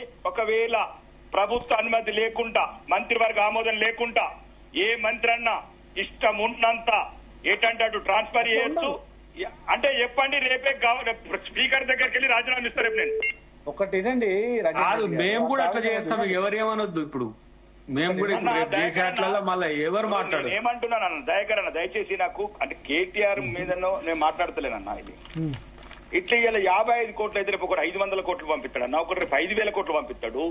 ఎట్లా అంటున్నా అంతే తప్ప ఏదో కేటీఆర్ గురిపెట్టుండ్రి నేనే అంటలేనన్నా. ఇంత ధైర్యం ఎట్లా వచ్చే పేద తెలంగాణ ప్రజల డబ్బుని? మళ్ళీ నేను చెప్పేది నేను కాదు, అధికారులు స్టేట్మెంట్ శరత్ గారు ఇచ్చారు. ఇస్తాను, ఒక్క నిమిషం శరత్ గారు మీకు ఇస్తాను. మాకు ఎటువంటి అనుమతి లేకుండా మాకు ఎటువంటి ఫాలోస్ కాలేదు. మేము గౌరవనీయ అప్పుడున్న మాజీ మంత్రి, మున్సిపల్ మంత్రి గారు చెప్తే పంపించడం ఐఏఎస్ అధికారులు. మరి ఎందుకు మీకు ఈ ఐఏఎస్, మీ కార్లు ఎందుకు, బంగాలు ఎందుకు, లక్షల జీతాలు ఎందుకు? ఓడొక రాజకీయ నాయకుడు, ఏ సంజయ్ లేనోడు, ఏ అవగాహన లేనోడు, నోటికొచ్చి 5 ఏళ్ళు ఉండేటోడు ఎట్లాంటి ఎట్లా మాట్లాడితే మీరు అధికారులు ఉండరు, మీరు ఎట్లా ప్రశ్న పట్టిస్తారు రూల్స్లని? ఫస్ట్ అందరినీ శిక్ష ఒక ట్రయల్ గా తీసుకోవాలా. దీంట్లో అది డబ్బు ఇంత అంత అని కాకుండా ఈ ప్రైమరీగా మొత్తం అన్ని రకాలుగా ఉల్లంఘనలు జరిగినాయి. ప్రభుత్వం కూడా ఒప్పుకున్నది, ప్రభుత్వ నియమాలు క్లియర్ గా ఉన్నది. కాదు తెలంగాణ ప్రజలకు చెప్పండి, మా రాజకీయ నాయకులకు ఒక చట్టం, తెలంగాణ పేద ప్రజలకు, అమాయక ప్రజలకు ఒక చట్టం. ఇంకా అవసరమే లేదు కదా. ఇప్పుడు మీరు అందరు తెలివిగా మాట్లాడుతున్నారు. నేనేమంటలేను కేటీఆర్, రాకేష్ రెడ్డి గురించో, అద్దంకి దయాకర్ గురించో మాట్లాడతలేను. ప్రభుత్వ అనుమతి లేకుండా డబ్బులు పంపించా. ఇవాళ పంపిస్తే 10,000 కోట్ల పంపించినాం. అప్పుడు పరిస్థితి ఏంది తెలంగాణ ప్రజలది? మీరే క్రియాకర్త, అధికారులు మీరే, మంత్రులు మీరే, ముఖ్యమంత్రులు మీరే, రాజ కుటుంబాలు మీరే. మీరు అనుకుంటే రేపు ఇలా 55 కోట్లు మీకు తక్కువ కనబడుతున్నాయి. అనుమతి లేనప్పుడు 500 కోట్లు లేదు, 5,000 కోట్లు కూడా పంపిస్తావు. ఇప్పుడు మీరు అంటున్నారు పెద్ద పెద్ద పేర్లు, వీళ్ళు కూడా వెళ్ళిపోతారు 5,000 కోట్లు తీసుకొని. ఇప్పుడు ఫర్ ఎగ్జాంపుల్ రేపు ఆర్థిక శాఖ మంత్రి డబ్బు ఉంటది, ఎవరైనా ఒక్క మంత్రి నాలంటాడో ఎట్లాంటాడో 5,000 కోట్లు పంపించుకుంటాడు ముందు అమెరికాకు, రేపు వెళ్ళిపోతాడు. ఎట్లా? శరత్ గారు సార్ చెప్పండి, దానికి జవాబు రాకేష్ రెడ్డి గారు. యాక్చువల్ ఏంటంటే డిబేట్ వేరే వైపు వెళ్ళిపోయింది సార్. అసలు ఇష్యూ అనేది ఒక డిఫరెంట్ వెళ్ళదు. ఇప్పుడు ది లీగల్ ప్రిన్సిపల్ ఏమంటే bhajan Lal versus state of హర్యానాలో సుప్రీంకోర్టు ఏం చెప్పిందంటే ఎఫ్ఐఆర్ ని మొత్తంగా చదివి మొత్తం దాంట్లో ఉన్న ప్రతి కంటెన్షన్ కరెక్ట్ అని అనుకున్నా గానీ ఒకవేళ no case is made out అంటే FIR can be quashed. Actually, KTR was ill-advised to file that criminal petition to quash the FIR. తర్వాత ఒక allegation if it requires evidence అని అన్నప్పుడు మీరు చెప్తుంది Bhajan Lal versus state of Haryana అంటే భజన్ లాల్ మాజీ ముఖ్యమంత్రి, మాజీ ముఖ్యమంత్రి. Yes exactly, that is the standard principle on which criminal petitions are adjudicated. రెండో పాయింట్ ఏంటంటే ఒకవేళ ఒక ఎలిగేషన్ ఉంది, ఆయనే నన్ను చేయి పట్టినాడు అని ఒక ఆరోపణ చేసింది అనుకోండి, పట్టినాడా లేదా అనేది ఇట్ రిక్వైర్స్ ఎవిడెన్స్. ఈయన మిస్అప్రాప్రియేషన్ చేసినాడు, ఈయన ఆధీనంలో ఈ నిధులు ఉండే సంబంధిత మంత్రి ఇతనే కాబట్టి ఇతనికి అవినీతి చేసే అవకాశం ఉంది అని ఒక అప్రహెన్షన్ ఎక్స్ప్రెస్ చేసినారు ఎఫ్ఐఆర్ లో. సో ఆ apprehension point of view FIR ని at this embryonic stage I don't want quash అని అన్నాడు అంతే. That is the principle. Second thing ఏంటంటే ఇప్పుడు ఎంబ్రియానిక్ స్టేజ్ అంటే ఇది ప్రొసీజర్ ఇర్రెగ్యులారిటీ. ఎంబ్రియానిక్ స్టేజ్ అంటే ఇప్పుడిప్పుడే పెరుగుతుంది, ఇది పిండంగా ఉంది ఇంకా అంతేనా? Let the evidence come out. ఎందుకంటే చెన్నపరెడ్డి గారు మన దగ్గర నుంచే పోయిన ఒక జడ్జి గారు ఒక లీగల్ డాక్ట్రిన్ పెట్టినారు. అదేమని అంటే a criminal trial is voyage and discovery of truth. The judge must make every endeavour to ferret out the truth అన్నాడు. అంటే నో అక్యూజ్డ్ అంటే nobody who is guilty of an offence should go scot free. Similarly an innocent person cannot be subjected to punishment unnecessarily. అయితే ఇక్కడ జరిగింది ఏంది అని అంటే actually fundamentally what we have to understand is irregularity అనేది అంటే moral values కు సంబంధించింది. అంటే పబ్లిక్ ట్రస్ట్ ను ఎవరైతే మినిస్టర్లు, ఎమ్మెల్యేలు, పబ్లిక్ సర్వెంట్స్ కలిగి ఉంటారో వాళ్ళు పబ్లిక్ ట్రస్ట్ లో వాళ్ళు they are expected to behave in accordance with the rules and regulations. But an offence ruptures the social fabric. ఇక్కడ వీళ్ళు అఫెన్స్ అని అంటున్నారు. ఇప్పుడు ఈ కేసు బుక్ అయిందని ఎప్పుడు 18/12/2024 నాడు ఎఫ్ఐఆర్ బుక్ అయిందండి. ఇప్పటి వరకు ఏం చేస్తున్నారు సార్? ఏం ఎవిడెన్స్ వచ్చింది? Should we ask this question or not? అంటే just because the other side happens to be accused happens to be a politician కాబట్టి whether a different law is incorporated over here? Fundamentally మనం కొన్ని ఆలోచించాలి కదా. ఇప్పుడు ఇంతమంది పెద్ద పెద్ద మైండ్లన్నీ ఉన్నాయి కదా, కేటీఆర్ ని ఎట్లన్నా ఫిక్స్ చేయాలనో లేకపోతే ఇంకేదైనా చేయాలనో అదనో ఇదని. ACB is not a small department. I dealt with the department. తర్వాత శ్రీనివాస్ గౌడ్ గారు ఒక మాట అన్నారు ఏమని, ఒకప్పుడు ఇప్పుడు అంటే yes I was a special government pleader under TRS dispensation for 7.5 hours dealing with this police. ఇవన్నీ శాఖల్ని నేను డీల్ చేసినాను. కాకపోతే మనము బాధ్యతలో ఉన్నప్పుడు వేరు, బాధ్యత లేనప్పుడు వేరు అని కాదు. ఒకటేంది అక్కడ అఫెన్స్ ఉండాలి. It should be an offence which ruptures the social fabric. అది లేదు, ఆ ఎలిమెంట్ తీసుకురాలేకపోయినారు. They fail to collect any evidence. ఇప్పుడు ఆయన ఫోన్లు ఎందుకు ఇమ్మన్నారు? To collect some circumstantial evidence. అంటే during that particular period with whom he spoke, whether there was any direction by him to swindle the money this way or that way ano, లేకపోతే to utilise the same in the elections అనో, అట్లాంటి ఏదైనా circumstantial evidence వస్తుందా అనే దానికి. తర్వాత ఈ రోజు అడిగేది ఉండే ఆయనకి ఇచ్చిన నోటీస్ లోనే, please when you come to the cross examination or examination as a witness please you also bring the so and so cell phone అని చెప్పేది ఉండే. ఎందుకు చెప్పలేదు? తర్వాత ఆయన తీసుకుపోకపోవడానికి ఆయనకు అధికారం ఉంది. ఎందుకంటే కాన్స్టిట్యూషన్ చెప్తుంది నో అక్యూజ్డ్ షుడ్ రిక్రిమినేట్ హిమ్సెల్ఫ్ అని. కాబట్టి ఆయన తన ఓన్ గార్డ్ లో ఉంటాడు. Being an investigating agency you must apprehend. మీకు ఉండాలి లార్జర్ వ్యూ ఉండాలి. అక్యూజ్డ్ తప్పించుకుపోయే అవకాశాలు ఉంటాయి కాబట్టి సెల్ ఫోన్ తో సహా రమ్మని చెప్పాలా. అంటే ఒకటేంటంటే మన ఫెయిల్యూర్ ని ఇంకొకళ్ళ మీద రుద్దడం కాదండి. అక్యూజ్డ్ విల్ మేక్ 100 attempts అండి. Even Kasab did all that to avoid his execution. That is part and parcel. You show me where KTR had used the money for himself. ఇప్పుడు రెండు రకాల అఫెన్సెస్ ఉండేయండి ఏసీబీ యాక్ట్ లో. ఒకటి లంచం తీసుకుంటూ direct Bharat గారు, ఇంకోటి ఏమంటే కేటీఆర్ ధైర్యం అంత ఇదేనండి. కేటీఆర్ కావచ్చు, రాకేష్ రెడ్డి గారు ఎందుకు నిన్ను పెట్టుకుంటే అయిపో, వాళ్ళు ఎవరో పెట్టుకున్నారు. రెండోది ఏమంటే ధైర్యం అంత ఇవే రాజకీయ నాయకులు ఇన్క్లూడింగ్ రాకేష్ రెడ్డి ధైర్యం కూడా ఇదే. రాకేష్ రెడ్డి ధైర్యం కూడా ఇదే. ఏం కాదు ఇట్లాంటి మేధావులు ఇట్లాంటి తీర్పులు ఒకటి చెప్పింది నేను దయచేసి అది కాదండి. మరి ఎందుకంటే ఇప్పుడు for example Kommineni Srinivasarao arrest sir, ఒక example sir, Kommineni Srinivasarao arrest చేశారు. నేనేమంటున్నానంటే అన్న శరత్ గారు ఒక చిన్న ఇన్సిడెంట్, కొమ్మినేని శ్రీనివాసరావు ఒక డిబేట్ లో ఏదో మాట్లాడినందుకు అసభ్యంగా ఎవడో రాకేష్ రెడ్డి గారు ఒక్క నిమిషం ఇస్తాను. శరత్ గారు ఒకటే నిమిషము. నేను శరత్ అన్న మాట్లాడింది 1000% కరెక్ట్. ఇంకేం కావాలా? నేనేమంటున్నా అంటే బహిరంగంగా ఒక 2 ఇష్యూలు జరిగినాయి తెలంగాణలో. ఇదొకటి, ఈ కాళేశ్వరం ఇష్యూ ఒకటి, ఈ కమిషన్ వేసారు. అంతకు ముందేమో పాపము ఈ హరీష్ రావు అలియాస్ కాళేశ్వరరావు కుమ్ముకాయ కావాలని రాంగ్ ఎఫ్ఐఆర్ ఫ్రేమ్ చేస్తే కేసీఆర్ గారు Telangana people can answer that. ఒక్క నిమిషం అన్న, నువ్వు చెప్పింది 1000% కరెక్ట్ కదా. నువ్వు ఇంకా దాంట్లో ఏం, నేను ఒక్క నిమిషం మాట్లాడిన మీరు మాట్లాడినా. నేను ఏమంటున్నానంటే ఈ 2 సంఘటనలు ఇప్పుడు తెలంగాణలో రీసెంట్ 15 రోజులలో జరిగినాయి. అంటే ఇంతకుముందు కేసు బుక్ అని ఇప్పుడు కేటీఆర్ గారిది, మొన్న కేసీఆర్, మళ్ళీ ఇంకొక హరీష్ రావు, కాళేశ్వరరావు. వాళ్ళు ఏమన్నారంటే ప్రాజెక్ట్ ఈ కేసు కాకముందు గవర్నమెంట్ పోకముందేమో మొత్తం ఇంజనీర్లకు ఏం సంబంధం లేదు, ఎవరికి ఎంటిక మందం కూడా తెలియదు, ఇంజనీర్లకు సైంటిస్టులకు ఓడికి మేమే రంగరించి కట్టినామని చెప్పినారు. కానీ అలా కమిషన్ ముందుకు పోయి మాకేం సంబంధం లేదు అధికారులు అన్నారు. ఓకే, కానీ కేటీఆర్ మాత్రం దీనిలో ఒక విషయం మెచ్చుకోవచ్చు. ఏమని నేనే చేసిన అన్నాడు, అధికారులది ఏం తప్పు లేదు, నేను చెప్తేనే ట్రాన్స్ఫర్ చేసిన అన్నాడు. దీంట్లో కేటీఆర్ ఒక మాట ఒప్పుకోవచ్చు, నిజాయితీ ఒప్పుకున్నాడు. కేటీఆర్ బహిరంగంగా ఒప్పుకున్నాడు కదా. ఈ అధికారులు ఏమంటే మాకు రాష్ట్ర స్టేట్ ఇంట్రెస్ట్ లో చేశారని ఆయన వాటి నేను ఇంట్రెస్ట్ 5,000 కోట్లు పంపిస్తా ఎట్లా నేను అనేది ఉద్దేశం. మళ్ళీ మీరు కేటీఆర్ గారినే అక్కడ అవుతున్నారు. రేపు రాజకీయ వ్యవస్థల ఇప్పుడు సోదరుడు దయాకర్ అన్నట్లు, శ్రీనివాస్ గౌడ్ అన్నట్లు ప్రజల డబ్బుకు మేము కస్టోడియన్స్ మాత్రమే. దానికి సంబంధిత మంత్రివర్గ ఆమోదం గాని అధికార వ్యవస్థ గాని అన్ని పర్మిషన్లతో పంపితేనే భవిష్యత్తులో ఇంకా జరగబోయే పరిణామాలు దారుణంగా ఉండయి. కేటీఆర్ కూడా బహిరంగంగా ఒప్పుకున్నాడు, నేనే అధికారులు ఏం తప్పులేదు, అది ఆయన వెర్షన్ చెప్పుకున్నాడు పక్కన. దానికి శరతన్న లాంటి మాట్లాడిన తీర్పులు కావచ్చు, ఈ దేశంలో చట్టాలు కావచ్చు, ఆ ధైర్యం ఆయన.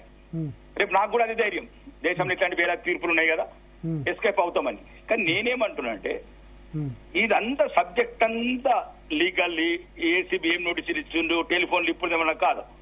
ఒకటి ఫస్ట్ దీని మీద తేలండి, గౌరవనీయ ముఖ్యమంత్రి గారు ప్రెస్ మీట్ పెట్టమనండి, మంత్రివర్గ ఆమోదం లేకుండా డబ్బులు పంపించచ్చా, అదొకటే. కాదు అంటే తెలంగాణ ప్రజలకు ఇదంతా ఎందుకు? ఇప్పుడు దాని గురించే చెప్తున్నారు శరత్ గారు. ఒక్క నిమిషం భరత్ గారు, లీగల్ లాంగ్వేజ్ అండి. శరత్ అన్న చెప్పారు కేసు మేడ్ అవుట్ కాదు అంటారు, అది కేసు చెల్లదు అంటారు. అది వేరే విషయం. డబ్బులు పంపిస్తా లేదా రాష్ట్ర ప్రభుత్వం కేసీబీ కమిషన్ వేసేందుకు? శరత్ గారు చెప్తున్నారు. భరత్ గారు, there are 2 types of offences under the prevention of corruption act అండి. ఒకటి possessing assets disproportionate to known sources of income. ఒక మంత్రి గారికి జీతాలు గిన్ని భత్యం గింత ఇన్ని సంవత్సరాల్లో ఇంత సంపాదించి ఉంటాడు అని ఒక ఇదమిద్దంగా ఒక దానికంటే ఎక్కువ అంటే నోన్ సోర్సెస్ ఆఫ్ ఇన్కమ్ కంటే ఆదాయం ఎక్కువ ఉంటే అదొక కేసు. ఇంకోటి లంచం ఇవ్వంగా తీసుకోంగా demand acceptance or indirect demand indirect acceptance. అంటే ఎట్లా ఒక ఏజెంట్ ద్వారా డబ్బులు తీసుకోవడం, లేదా ఆ ఏజెంట్ అకౌంట్ లో ఉన్న డబ్బులు ఉన్నా గానీ because the agent was working under the minister కాబట్టి అది ఏదన్నా జరిగింది అని. రెండోది ప్రొసీజరల్ ఇర్రెగ్యులారిటీకి సంబంధించి secretary must answer, mister Arvind Kumar must answer. KTR may have asked him to relieve the money అని. Why should he agree? Being an IAS officer, senior IAS officer, he should have said, sir, rules don't permit, sir. I can't help it. I don't do it. And analandi, you are not allowing the officers to function independently. Political power అనేది ఎంత concentrate అయిందంటే ఈ రోజు అధికారులుగా పనిచేయాలని ఇస్తలేం మనము. ఒక honest officer ఒక గంట సేపు ఉంచాం. ఎన్నిసార్లు ఈ రాష్ట్రం కొత్త ప్రభుత్వం వచ్చినాక ఆఫీసర్ల బదిలీలు జరిగినాయండి? ఏమైనా అర్థం ఉన్నదండి?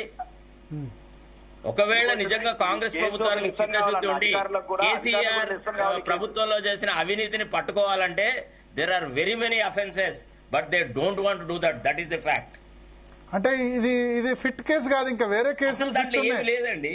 ఏ కేసులో మనం చూపెట్టాలి కదండి. ఏ కేసులు జడ్జి గారు అయితే మీ ఉద్దేశంలో ఏ కేసులు నిలుస్తాయి కోర్టు ముందు? అంటే మనం డైరెక్ట్ ఎవిడెన్స్ కలెక్ట్ చేయాలండి. ఇప్పుడు ఎక్కడండి 18/12/2024 నాడు ఎఫ్ఐఆర్ బుక్ అయిందండి.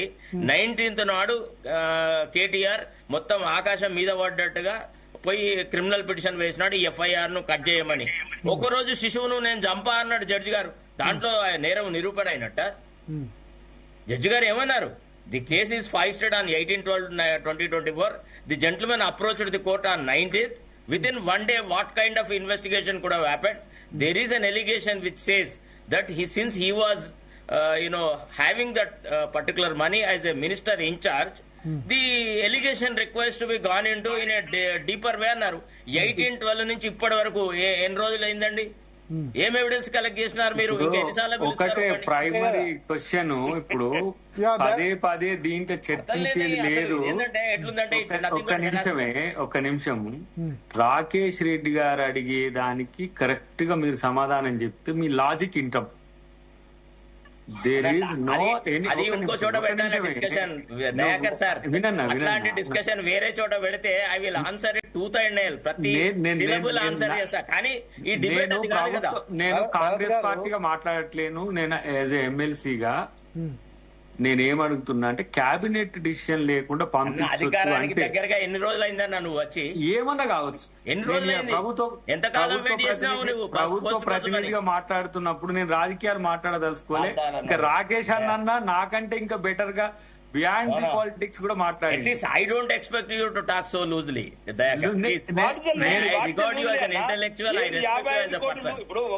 నేను ఒక మాట చెప్తానే, ఇప్పుడు నేను అన్నదానికి మీరు సమాధానం చెప్పగలిగితే మీరు 100% మిమ్మల్ని, ఇప్పుడు ఒక సామాన్య ఉద్యోగి వాని మీద ఇల్ ఇంటెన్షన్ తో వచ్చి తీసుకొచ్చి వేస్తారు, వాడిని తీసుకుపోయి ఇమీడియట్ గా జైల్లో పెట్టి వాని ఇష్టం వచ్చినట్టు సమాజంలో మీడియా అంతా చూపించేసి ఇష్టం వచ్చినట్టు చేస్తారు. ఇక్కడ ఇప్పుడు అక్కడ దొరికింది కాబట్టి మీకు తెలిసింది, గవర్నమెంట్ వాళ్ళదే వస్తుంది కదా. మా 700 కోట్లు కూడా అంటే పంపించుకుని వాళ్ళు చేసుకున్న అసలు చర్చే కాకపో. ఇక్కడ నేను అంటున్నది ఏంటంటే కోడ్ ఆఫ్ కండక్ట్ ను ఏనా, కోడ్ ఆఫ్ కండక్ట్ ను గౌరవించకపోతే కోడ్ ఎందుకు పెట్టుకోవడం? ఇప్పుడు ఎలక్షన్ డ్యూరింగ్ ద ఎలక్షన్ ఆయన పంపించింది. మీరు భజన్లాల్ స్టేట్ ఆఫ్ హర్యానా గురించి చెప్తుండ్రు కానీ ఆయన ఎప్పుడు చేసిండు, ఈయన ఎప్పుడు చేసిండు అనేది ఒకటి. పోనీ ఆర్బీఐ కూడా తప్పు చేసిందని నువ్వు అని అంటే నేనేం చేయలేదు. ఆర్బీఐ తప్పు చేసింది నేను అనలేదు, but that is a different issue all together. You are talking about an offence. This is a misconduct. Offence అనేది ప్రొసీజరల్ ఇర్రెగ్యులారిటీ అబ్బా. ఇప్పుడు రేపు ఏసీబీని కూడా మీరు కామెంట్ చేసేది irregularity does not result in offence. శరతన ఏసీబీని మీద మీరు కూడా రేపు కామెంట్ చేసేది ఎప్పుడు? అది ఇర్రెగ్యులర్ గా ఉన్నప్పుడు మీరు కామెంట్ చేయండి. ఇటుకాయనే కేటీఆర్ అనేటాయన సరిగా నువ్వు అఫెన్స్ చేసుకోలేదని చెప్పి సలహా ఇచ్చినావు. వాళ్ళు నిన్న పెట్టుకుంటే బాగుండు, వాళ్ళేమో ఎవరినో పెట్టుకున్నారు.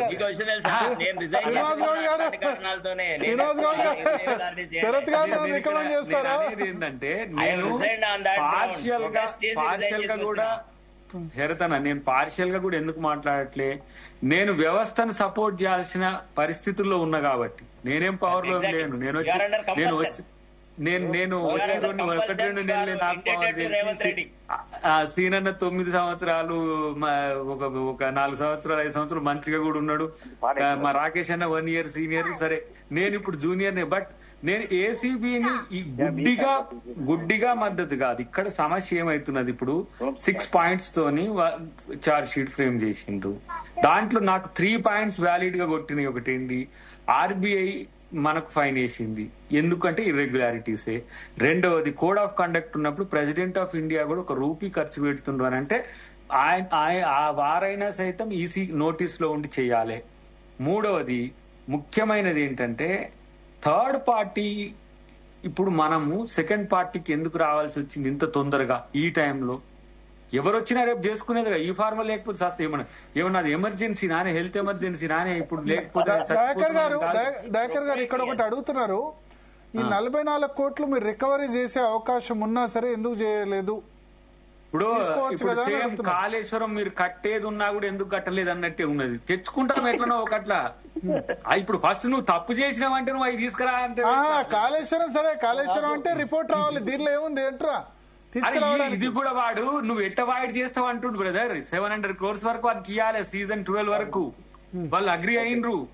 సీజన్ 9 చేసుకున్నాం. 10K మనం విత్డ్రా అవుతున్నాం. ఎందుకంటే ఇంకా సెక్రటరియట్ కాడ పెట్టి ఊళ్ళో ఇప్పుడు మధ్యాహ్నమే ఎట్లా ట్రాఫిక్ జామ్ అవుతుంది తీసుకొచ్చి మనోడు ఆడ పెట్టి చుట్టూ తిప్పుతా ఉండే.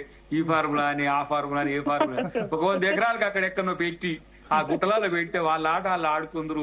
ఆ ఎయిర్పోర్ట్ కాంచి వచ్చి అట్లా చేదురు. ఇప్పుడు వీళ్ళు ట్యాంక్ బండ్ దగ్గర పెట్టి ట్రాఫిక్ జామ్ చేసి ట్యాంక్ బండ్ చుట్టూ పెడితే పొద్దుగా 10 గంటలకు డ్యూటీలకు వచ్చేటోళ్ళు ఎక్కడ కర్మరా సెలవు రోజుల్లోనే పెట్టేట్టున్నారు శనివారం ఆదివారం.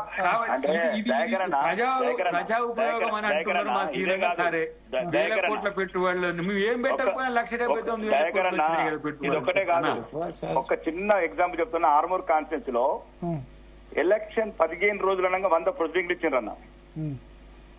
ఎలక్షన్ ఆల్రెడీ కోడ్ వచ్చి 2 months 45 days అయింది. పాపంగా కుల సంఘాల వాళ్ళు ఉంటారు. 5 లక్షల ప్రొసీడింగ్స్, 43 ప్రొసీడింగ్లు ఇచ్చిండ్రన్న. ఇంట్లో ప్రింట్ చేసి ఇచ్చిండ్రు అధికారులు. అక్కడున్న మాజీ శాసనసభ్యుడు చెప్తే. నేను గెలవగానే గవర్నమెంట్ మొత్తం అన్ని ప్రొసీడింగ్స్ అన్ని క్యాన్సిల్ చేసింది. అంటే ఏడ్చుకుంటూ వచ్చిండ్రు 100 మంది 100 గ్రామాలకు వెళ్ళి. అన్న శాసనసభ్యుడు చెప్పిండు అనగానే అధికారులు అడిగాను ఇక్కడికి ఇచ్చారన్నాను. సార్ ఇచ్చేయమన్నారు, ఇచ్చారు. సార్ ఈ వ్యవస్థల భయం రావాలా భరత్ గారు? ఒక్క ఈ రేసే కాదండి. నేను ఏమంటున్నాను, ఎవరి మీద వ్యక్తిగతంగా కామెంట్ చేయట్లేదు, నాకు ఇష్టం కూడా కాదు. రాజకీయ వ్యవస్థల నాయకులకు భయం ఉండాలా, ఇట్లాంటి చేయకుండా ఉండాలంటే ఏదైనా సరే. అయితే ఇప్పుడు మీరు అన్నట్లు అది తప్పు కాదు, కేటీఆర్ గారు 100% కరెక్ట్ అని గవర్నమెంట్ ఏసీబీ తీసేయాలా? లేదు ఈ ప్రైమరీగా ఇదంతా తప్పు అన్నప్పుడు తెలంగాణ ప్రజలకు వెళ్ళాలా? అది ఏదైనా సరే దానికి తగిన కార్యాచరణ తీసుకొని ఈ తప్పు చేసిన వ్యక్తుల్ని కటకటాల వెనుకకు పంపితే తెలంగాణ ప్రజలకు నమ్మకం వస్తుంది. అమరవీరులు కోరుకున్న తెలంగాణ నిజంగా అమలు అవుతుంది కొద్దిగా అనేది నా అభిప్రాయం. శ్రీనివాస్ గౌడ్, ఇప్పుడు శ్రీనివాస్ గౌడ్ గారు, దయాకర్ గారు 3 పాయింట్ చెప్పారు ఆయన. ఒకటి, ఎన్నికల కమిషన్ అనుమతి లేనిది అసలు ప్రెసిడెంట్ ఆఫ్ ఇండియా కూడా ఖర్చు పెట్టలేడు రూపాయి. ఆర్బీఐ మనకు ఎందుకు ఫైన్ పెట్టింది? ఇవన్నీ పాయింట్స్ రేజ్ చేస్తున్నారు. భరత్ గారు ఇప్పుడు ఒకటి, ఒక మంచి ఉద్దేశంతో చేసిండు కనుకనే, మంత్రి తప్పు చేయలేదు కనుకనే నేనేం చెప్పిండు, జనరల్ గా నాకు సంబంధం లేదు అధికారులు చేసి అని చెప్తారు ఎవరే కానీ. నిజంగా కరప్షన్ చేసి అందులో అవినీతి చేసి ఉంటే గ్యారంటీగా ప్రొసీజర్ ల్యాబ్స్ ఉండొచ్చు. ఒకరు ఎంతవరకు ఉంది, ఎవరు బాధ్యులు అనేది చట్టం ఉంది కదా. చట్టం ఉండేందుకు కోర్టు కేసు అయింది. చట్టం అంటే జడ్జిలు మొత్తం అవినీతి పర్ల జడ్జి న్యాయ వ్యవస్థను మనం నమ్మాలి కదా, గౌరవించాలి కదా. ఇలా కోర్టులో వెళ్ళింది, రేపు కోర్టు చెప్తారు కదా. బట్ హైకోర్టు సుప్రీంకోర్టులో రిలీఫ్ రాలే కదా, హైకోర్టు సుప్రీంకోర్టులో రిలీఫ్ రాలే కదా మీకు. రిలీఫ్ రావాలంటే ఇది అవినీతి చేసి చెప్పలే కదా. స్టార్టింగ్ స్టేజ్ లోనే నేను కొట్టేయలేను, ఎఫ్ఐఆర్ ఇమీడియట్ కొట్టేయలేను, అది ఇన్వెస్టిగేషన్ చేయనన్నారు. కానీ తప్పు చేసినట్లు ఎగ్జాంపుల్ చెప్తా. ఇప్పుడు ఫోన్ ట్యాపింగ్ కేసు ఉంది, దానిలో నాట్ టు అరెస్ట్ ఆర్డర్ ఇచ్చారు. శ్రవణ్ అయినా లేకపోతే ప్రభాకర్ రావుకైనా నాట్ టు అరెస్ట్ ఆర్డర్ ఇచ్చారు, కానీ ఇక్కడ ఇవ్వలేదు. అట్లా కాదండి, అడ్వకేట్ గారు క్లియర్ గా చెప్పిండు. మీరు అట్లా కాదు, అది మీరు మాట్లాడే తప్పు. అది స్టార్టింగ్ స్టేజ్ లో పూర్తి కొట్టేయడానికి రాదు అంటే ఒకటి క్వాష్ చేయడానికి ఒప్పుకోలేదు. ఆయన చెప్పింది ఏంటంటే శరత్ గారు, అసలు ఆ క్వాష్ పిటిషన్ వేయడమే కరెక్ట్ కాదు, ఇల్ అడ్వైజ్ అంటున్నారు, అంతే కదా? Yes, exactly. That was too early and there was too much of fear. పిరికోడ్ చేసినట్టుగా కోర్టు కురికినాడు తప్ప కొంతకాలం వెయిట్ చేసేది ఉండే. వాళ్ళు ఏం కనుక్కుంటారు, ఏంటిది, అరెస్ట్ చేసే పాసిబిలిటీ ఉందా లేదా వెయిట్ చేయాలి కదా. మబ్బులు రాగానే ఛత్రీలు పట్టుకొని బయట కురుకుతారండి.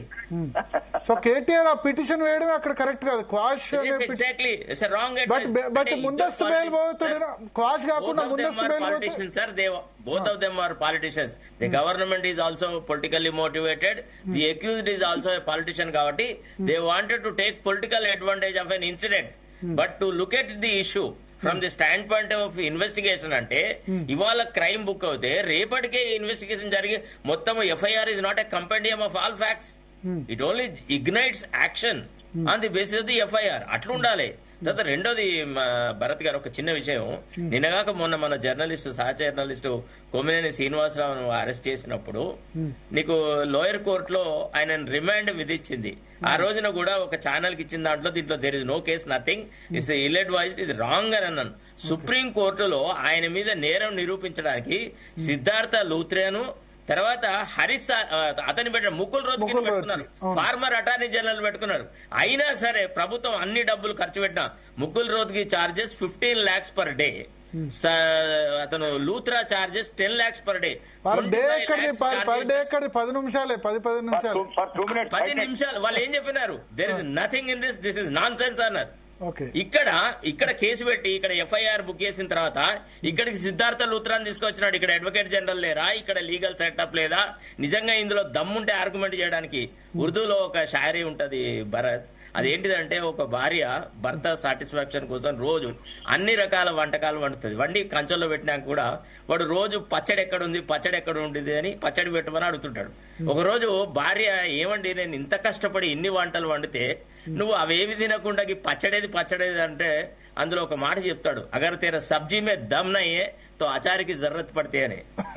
అంటే నీ కేసులో బలం లేదు కాబట్టి నువ్వు పెద్ద పెద్ద న్యాయవాదులను అంటే క్వాష్ ఖర్చు కాకుండా ఓన్లీ నాట్ టు అరెస్ట్ వేస్తే కరెక్ట్ ఉండేదా? అసలు నాట్ టు అరెస్ట్ అవసరమే లేదండి. He was not arrested so far, the court was right. అంటే మరి ముందస్తు బెయిల్ పిటిషన్స్ వేస్తారు కదా ఇప్పుడు వీళ్ళంతా వేసినట్టు మిగతా వాళ్ళు. సార్ ఒక రీజనబుల్ అప్రహెన్షన్ అనేది ఒకటి ఉంటుంది సార్ లాలో. ఓకే, రీజనబుల్ అప్రహెన్షన్ అనేది ఉంటే పిటిషనర్ కు ఉండొచ్చు. It is an anticipatory bail, it is not a bail in anticipation of arrest. Okay, reasonable apprehension అనేది పిటిషనర్ ఫీల్ అవుతున్న దాంతో జడ్జి గారు ఏకీభవించినప్పుడు నాట్ టు అరెస్ట్ అని ఇస్తాడు. నాట్ టు అరెస్ట్ అని ఇస్తే దాని అర్థము ఆ ఎక్యూజ్డ్ క్రైమ్ చేయలేదని కాదు. తర్వాత ఆ కేసులకి ఒక కేసుకు ఇక్కడ పొంతన లేదండి. ఇప్పుడు ఏదైతే జడ్జి గారు ఒక ఒపీనియన్ వ్యక్తం చేసినారో మొట్టమొదటి రోజు నేను నాట్ టు అరెస్ట్ అని ఇవ్వడము, ఇన్వెస్టిగేషన్ స్కటిల్ చేయడం కరెక్ట్ కాదు. ఇతను నన్ను అరెస్ట్ చేస్తారన్న apprehension is ill founded. There is nothing in this crime, there is nothing on the basis of this loose case he need not be arrested అనే భావన పోలీసులకు ఉంటది అని ఆయన కాన్ఫిడెన్స్ ఎక్స్ప్రెస్ చేసినాడు. అదే చూపెట్టారు. పోలీసులు ఎందుకు అరెస్ట్ చేయలేదు? దయాకర్ గారు 6 నెలలైంది. తమ్మలేదని దయాకర్ గారు డిసెంబర్ లో రిజిస్టర్ చేశారు. 6 నెలలైంది. ఏం ఎవిడెన్స్ సంపాదించారు ఇప్పటి వరకు? అంటే ఇంకా సంపాదిస్తూనే ఉన్నారు. ఇగో ఒకటి, అసలు ఫస్ట్ ఎంక్వైరీ చేసిన తర్వాత ఎవరు దానకిషోర్ గారి ఆధ్వర్యంలో ఒక ఎంక్వైరీ కమిటీ వేసిండ్రు. ఎంక్వైరీ కమిటీలో ఏం తేలిందనే ప్రాతిపదిక మీదనే మున్సిపల్ ప్రిన్సిపల్ సెక్రటరీగా తనే కేసు ఫైల్ చేసిండ్రు. అక్కడ వాళ్ళేం చేసిండ్రు, రేవంత్ రెడ్డి మీద కేసు బుక్ చేస్తాడు.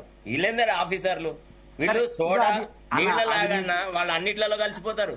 నేనేమంటున్నా, సరే అది ఏదైనా కావచ్చు కాక, ఇప్పుడు మీకు స్క్వాష్ చేసుకునే అవకాశమే ఉంటే చేసుకోలేదు అనేది మీరు అంటున్నారు. ఆయన సుప్రీంకోర్టు వరకు పోయింది దీంట్లో. Not even high court, supreme court. మేము ఎక్కడికి పోలే, కానీ ప్రభుత్వం ఎక్కడికి పోలే. ఇప్పుడు జరుగుతుంది. ప్రభుత్వము సిద్ధార్థ లూథరన్ తీసుకువచ్చి ఢిల్లీ ఇప్పుడు ఈయన కూడా అడిగా, మనోడు కూడా అడిగాకేమున్నది, నాకు ఇమీడియట్ గా సెషన్స్ పెట్టమని కూడా అడుకోవచ్చు. నాకు ఇంకా ఎందుకు డిలే చేస్తుందని కూడా అడుకోవచ్చు. ఆ రైట్ ఉంటది. ఎందుకంటే ఇది ఆరోపణకు సంబంధించిన అంశం.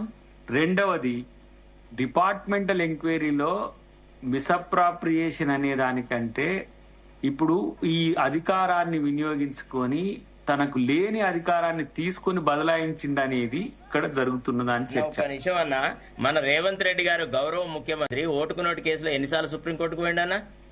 ఎవరు వాళ్ళే పోలే. ఎవరు పోవాలి? వీళ్ళు పోవాలి, ప్రభుత్వమే పోవాలి. అప్పుడు డిఫెన్స్ లేదు. ఇప్పుడు ఆడ ఇచ్చింది తప్పే అయిందా? కాదు, తీసుకున్నది తప్పుగా. రాకేష్ రెడ్డి గారు ఒక మాట్లాడతారు, మేము అందరూ ఒకటే అని. అంతే కదా, కాదు ఇక్కడ నేను అనడంలో ఒక అర్థం ఉంది. ఇప్పుడు నేనేమంటున్నా, ఎవరు కోర్టుకు పోతారు? భయపడేటోళ్ళలో లేకపోతే అన్యాయం జరుగుతుంది అనుకున్న 2 రకాలు పోతారు. ఒకళ్ళేమో అన్యాయం జరుగుతుంది నేను చేయని తప్పు కంటోళ్ళు పోతారు. సరే, ఆ కోణం నుంచే కేటీఆర్ పోయినా కూడా కోర్టు ఆయనకు అనుకూలంగా లేదు ఒకటి. రెండవది, డిపార్ట్మెంటల్ ఎంక్వైరీని ఇప్పుడు ఎవరు నమ్మకపోయినా, మీలాంటి న్యూట్రలిస్టులు నమ్మకపోయినా, సీనన్న లాంటి బీఆర్ఎస్ నాయకులు నమ్మకపోయినా, మా రాకేష్ అన్న నమ్మకపోయినా, డిపార్ట్మెంట్ ప్రభుత్వం నమ్మాలి కదా. డెఫినెట్ గా ఇప్పుడు అరవింద్ కుమార్ ఎందుకు లేడు ఈ రోజు అనే దాని దగ్గర ఒక చర్చ ఉంది. సరే, అది పొలిటిక్స్ మీకు దాని గురించి వచ్చింది. ఆయన అందుబాటులో లేరని నేను ఇక్కడ ఒకటి మీకు అడ్వకేట్ కాబట్టి మీరు లీగల్ పాయింట్ ఆఫ్ వ్యూ నేను చెప్పినప్పుడు మీకు అనేది అందరికి ఒక రకంగా వర్తించాలి. Naveen Mittal paragon of Virtusa? Naveen Mittal ఏం లేదు, ఎవరేం లేదు. ఎందుకు? Why did you keep all the officers who have committed irregularities were with the chief minister till the other day? నేనేమంటున్నా, మీకు ఆ ఇన్ఫర్మేషన్ ఏమన్నా ఉంటే దాని మీద మీరు కూడా కొట్లాడే హక్కు ఉంది, షూ చేసే హక్కు కూడా మీకు నేను చెప్పాల్సిన అవసరం లేదు. నాకంటే మాస్టర్ దాంట్లో చెప్పండి శ్రీనివాస్ గౌడ్. ఇప్పుడు ఎవ్వరు చిన్నపిల్లలు కాదండి. ఆయన అరవింద్ కుమార్ ఎందుకు కంప్లైంట్ ఇచ్చిండు, దానకిషోర్ ఎందుకు కంప్లైంట్ ఇచ్చిండు, అసలు ఏం జరుగుతుంది, ఏసీబీ ఆఫీసర్లు ఎవరు మాట వింటున్నారు, అసలు ఏం జరుగుతుంది, అంత చిన్నపిల్లలు అండి. ఎవరు నమ్ముతాడు? ఇప్పుడు అడ్వకేట్ సాబ్ చెప్పిండు, ఒక అడ్వకేట్ ఒక అడ్వైజ్ ఇస్తాడు, ఒక ఆయననేమో యాంటిసిపేట్ బెయిల్ తీసుకోమంటారు. హైకోర్టులో రిజెక్ట్ అయినప్పుడు సుప్రీంకోర్టు పోవాల్సి వస్తుంది. గవర్నమెంట్ కుద్దు అక్కడ బెయిల్ రాకుండా, ఇక్కడ బెయిల్ రాకుండా, ఇక్కడ హాన్స్పేట బెయిల్ రాకుండా గవర్నమెంట్ ప్రయత్నం చేయలేదా? సుప్రీంకోర్టు నుంచి సుప్రీంకోర్టు అడ్వకేట్ తీసుకొచ్చి హైదరాబాద్ తీసుకొచ్చి వాళ్ళు వాదించలేదా ఇదే కేసులో?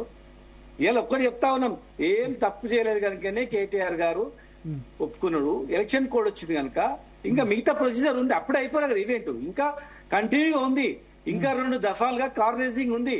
చాలా జస్ట్ 20% అయిపోయింది. ప్రభుత్వం పోయినా చిన్న సబ్మిషనే కొద్దిగా దయచేసి, అంటే రేవంత్ రెడ్డిని వ్యక్తిగతంగా కాకుండా తెలంగాణ ముఖ్యమంత్రికి అనేది రాష్ట్రానికి కొద్దిగా గౌరవ పదాలు వాడండి. మరీ దారుణంగా మాట్లాడుతున్నారు. మనోడైతే కేటీఆర్ ఇంకా బూత్ రాజా రేవంత్ రెడ్డి వస్తుంది. నేను ఏమంటలేదు దయచేసి, అంటే ఉద్దేశం ఏమంటే ఆ లాంగ్వేజ్ వింటే మరి తెలంగాణ ఎందుకు తెచ్చుకున్నామా అంటే ముఖ్యమంత్రి, నేను రేవంత్ రెడ్డిని గౌరవించమని అంటలేను, తెలంగాణ ముఖ్యమంత్రి హోదాన్న గౌరవించండి అన్న. ఆ రాకేష్ రెడ్డి గారు మేము కూడా ఒక మాట మాట్లాడదు ప్లీజ్. చెప్పండి మీరు కూడా ఏనండి అన్న. ఇంటనే కేసీఆర్ ఒక తండ్రి లాంటి వాడే కదా, ఆయనకన్నా వయసులో పెద్దోడే కదా. ఆయన మాట్లాడితే ఆయనకు ఒక్క నిమిషం ముందు చెప్తా. 2000 ఈ మాట తర్వాత కేసీఆర్ మా వచ్చి చంద్రబాబు నాయుడు చేతి ఉత్సవం వస్తున్నాడు కేసీఆర్. ఇంకా కేసీఆర్ గురించి మాట్లాడితే మీరు ఎక్కడ కూడా ఉండరు. ఆ భాష రాజ్యం పోషిదే కేసీఆర్. వచ్చి ఉమ్మడి రాష్ట్రంలో చంద్రబాబు నాయుడు గారు చేతి ఉత్సవం వస్తున్నాడు. ఇదా కేసీఆర్ భాష. దయచేసి అన్న అద్దు ఆ భాష మంచియండి చాలు. మీరు నేర్పిన సంస్కృతి సంస్కారం ఇప్పుడు అది లేదు. ఆ కేసీఆర్ గారి తెలంగాణకు అలవాటైంది. ఇక బంద్ చేయండి అంటున్నాం తప్ప ఇప్పుడు కేసీఆర్ అంటే కేసీఆర్ మాట్లాడిన భాషలు మేము తీస్తాం. మేము వ్యక్తుల గురించి మాట్లాడట్లేదు, తెలంగాణ ముఖ్యమంత్రి హోదా గురించి మాట్లాడుతున్నాం. సీనన్న రేవంత్ రెడ్డి కేసీఆర్ కేటీఆర్ గురించి మాట్లాడట్లేదు. ముఖ్యమంత్రి హోదాలో కూడా మాజీ ముఖ్యమంత్రి కూడా గౌరవించాలని చెప్తున్నాను నేను. ఒకటి కానీ మరీ దారుణంగా అంటే మాకు ముఖ్యమంత్రి హోదాలో మాజీ ముఖ్యమంత్రి కూడా గౌరవించాలా, రెస్పెక్ట్ ఇవ్వాలా. ఆయనకే ఉందా ఉంటారు కదా లాంగ్వేజ్ గౌరవిస్తే ఆయనకి గౌరవం. ఇబ్బందికరంగా మాట్లాడదు, పీక్కుంటాడా ఇక రకరకాల భాష. ఇది మధ్య మరి ఏమైందో ఫస్ట్ మళ్ళా వెనకడికి పోయి తిట్టాల్సి వస్తుంది. ఇబ్బంది సోషల్ మీడియాలో మమ్మల్ని కూడా మీరు కూడా ఆయన కూడా గౌరవించాలి. ఒక ముఖ్యమంత్రి ఆయన గౌరవమే పెరుగుతుంది, గుర్తుపెట్టుకోండి. ఏమంటున్నా అంటే ఒక ముఖ్యమంత్రి పదవి ఒకే ఆయన దిగినంటాడా ఆయన దిగినంటాడా అది వేరే విషయం. ఇద్దరు బయట ఉన్నప్పుడు ఇష్టమంటున్న మాట్లాడుకున్న రకరకాల భాషలు ఉన్నాయి, లాంగ్వేజ్లు ఉన్నాయి. కానీ మరీ దానికి ఎక్స్ట్రీమ్ గా వెళ్ళిపోతున్నాడు కేటీఆర్ గారు. అంటే దాన్ని నేనేమంటే కంట్రోల్ చేయండి. ఎవరే కానీ గౌరవం మరి ఎక్స్ట్రీమ్ ఉండదు. ఇక ఇప్పుడు మేము నాకేమంటే నేను ఎందుకు నాకు కాంగ్రెస్ అంటే నా ప్రథమ శత్రువు. మీరు ఇంత గొప్పగా మాట్లాడుతున్నారు కదా, ఒక ఇద్దరు ప్రతిపక్ష ఎమ్మెల్యేలను పట్టుకొని బిల్లా రంగా అని ఒక చిన్న పసికూనను రేపు చేసిన వాళ్ళతో పోల్చి మాట్లాడి శాసనసభ వేదిక మీద అన్నప్పుడు మీరు ఎక్కడున్నారు సార్? మేము అన్నాం డైరెక్ట్ చాలా సార్లు ఖండించినాం. మీరు చెప్పకండి సార్, రాజకీయాలలో ఆ విలువలు లేవు సార్. ఆ విలువలు లేవు, మాట్లాడొద్దు ప్లీజ్. ఒకటి మాకు కూడా ఇష్టమే వేదిక మీద మాకు కూడా ఇష్టం ఈ భాష మాట్లాడుతుంది. మాకు ఇంకా ఫ్రీ లైసెన్స్ దొరికినట్లు సార్. మీరు ఎప్పుడు చూసారో నాకు తెలియదు కానీ నేను శాసనసభ ప్రొసీడింగ్స్ 1983 నుంచి చూసిన sir. I covered it as a journalist. I was basically a journalist. నేను ఎంతమంది ముఖ్యమంత్రులను చూసినాను సార్. ఒకసారి నర్రా రాఘవరెడ్డి గారిని ఒక కాంగ్రెస్ సభ్యుడు కొద్దిగా తక్కువ భాషలో మాట్లాడితే చెన్నారెడ్డి ఇట్లా టేబుల్ మీద గుద్ది, నీకు బుద్ధి ఉందా, ఏం మాట్లాడాలో తెలియదా? శాసనసభ వేదిక అంటే ఎంత గౌరవప్రదమైంది. ప్రతిపక్ష నాయకులకు నేను గౌరవం ఇస్తుంటే నువ్వెవడివిరా, నిన్నగాక మొన్న ఎమ్మెల్యే అయ్యి నువ్వు ఇట్లా మాట్లాడతావని సారీ చెప్పినాడు Chenna Reddy. That is the culture of Congress. మీరు కేటీఆర్ భాషను సమర్థిస్తున్నారు. మీరు నేను ఎవరిని సమర్థించట్లేదు. ఇప్పుడు రాజకీయ పరిభాష ఎట్లా తయారైంది మాత్రం రాసి కానీ ఈ రోజు నువ్వు మాట్లాడే రెండు కూడా వాళ్ళకి మద్దతుగానే ఉన్నాయి. 2014 విషయంలో మాటల విషయంలో నువ్వు అడుగు, నువ్వు ఒకటి పెట్టుకో. రెండు కూడా నువ్వు తెలిసి మద్దతు చెప్తావు తెలియక నాకు తెలియదు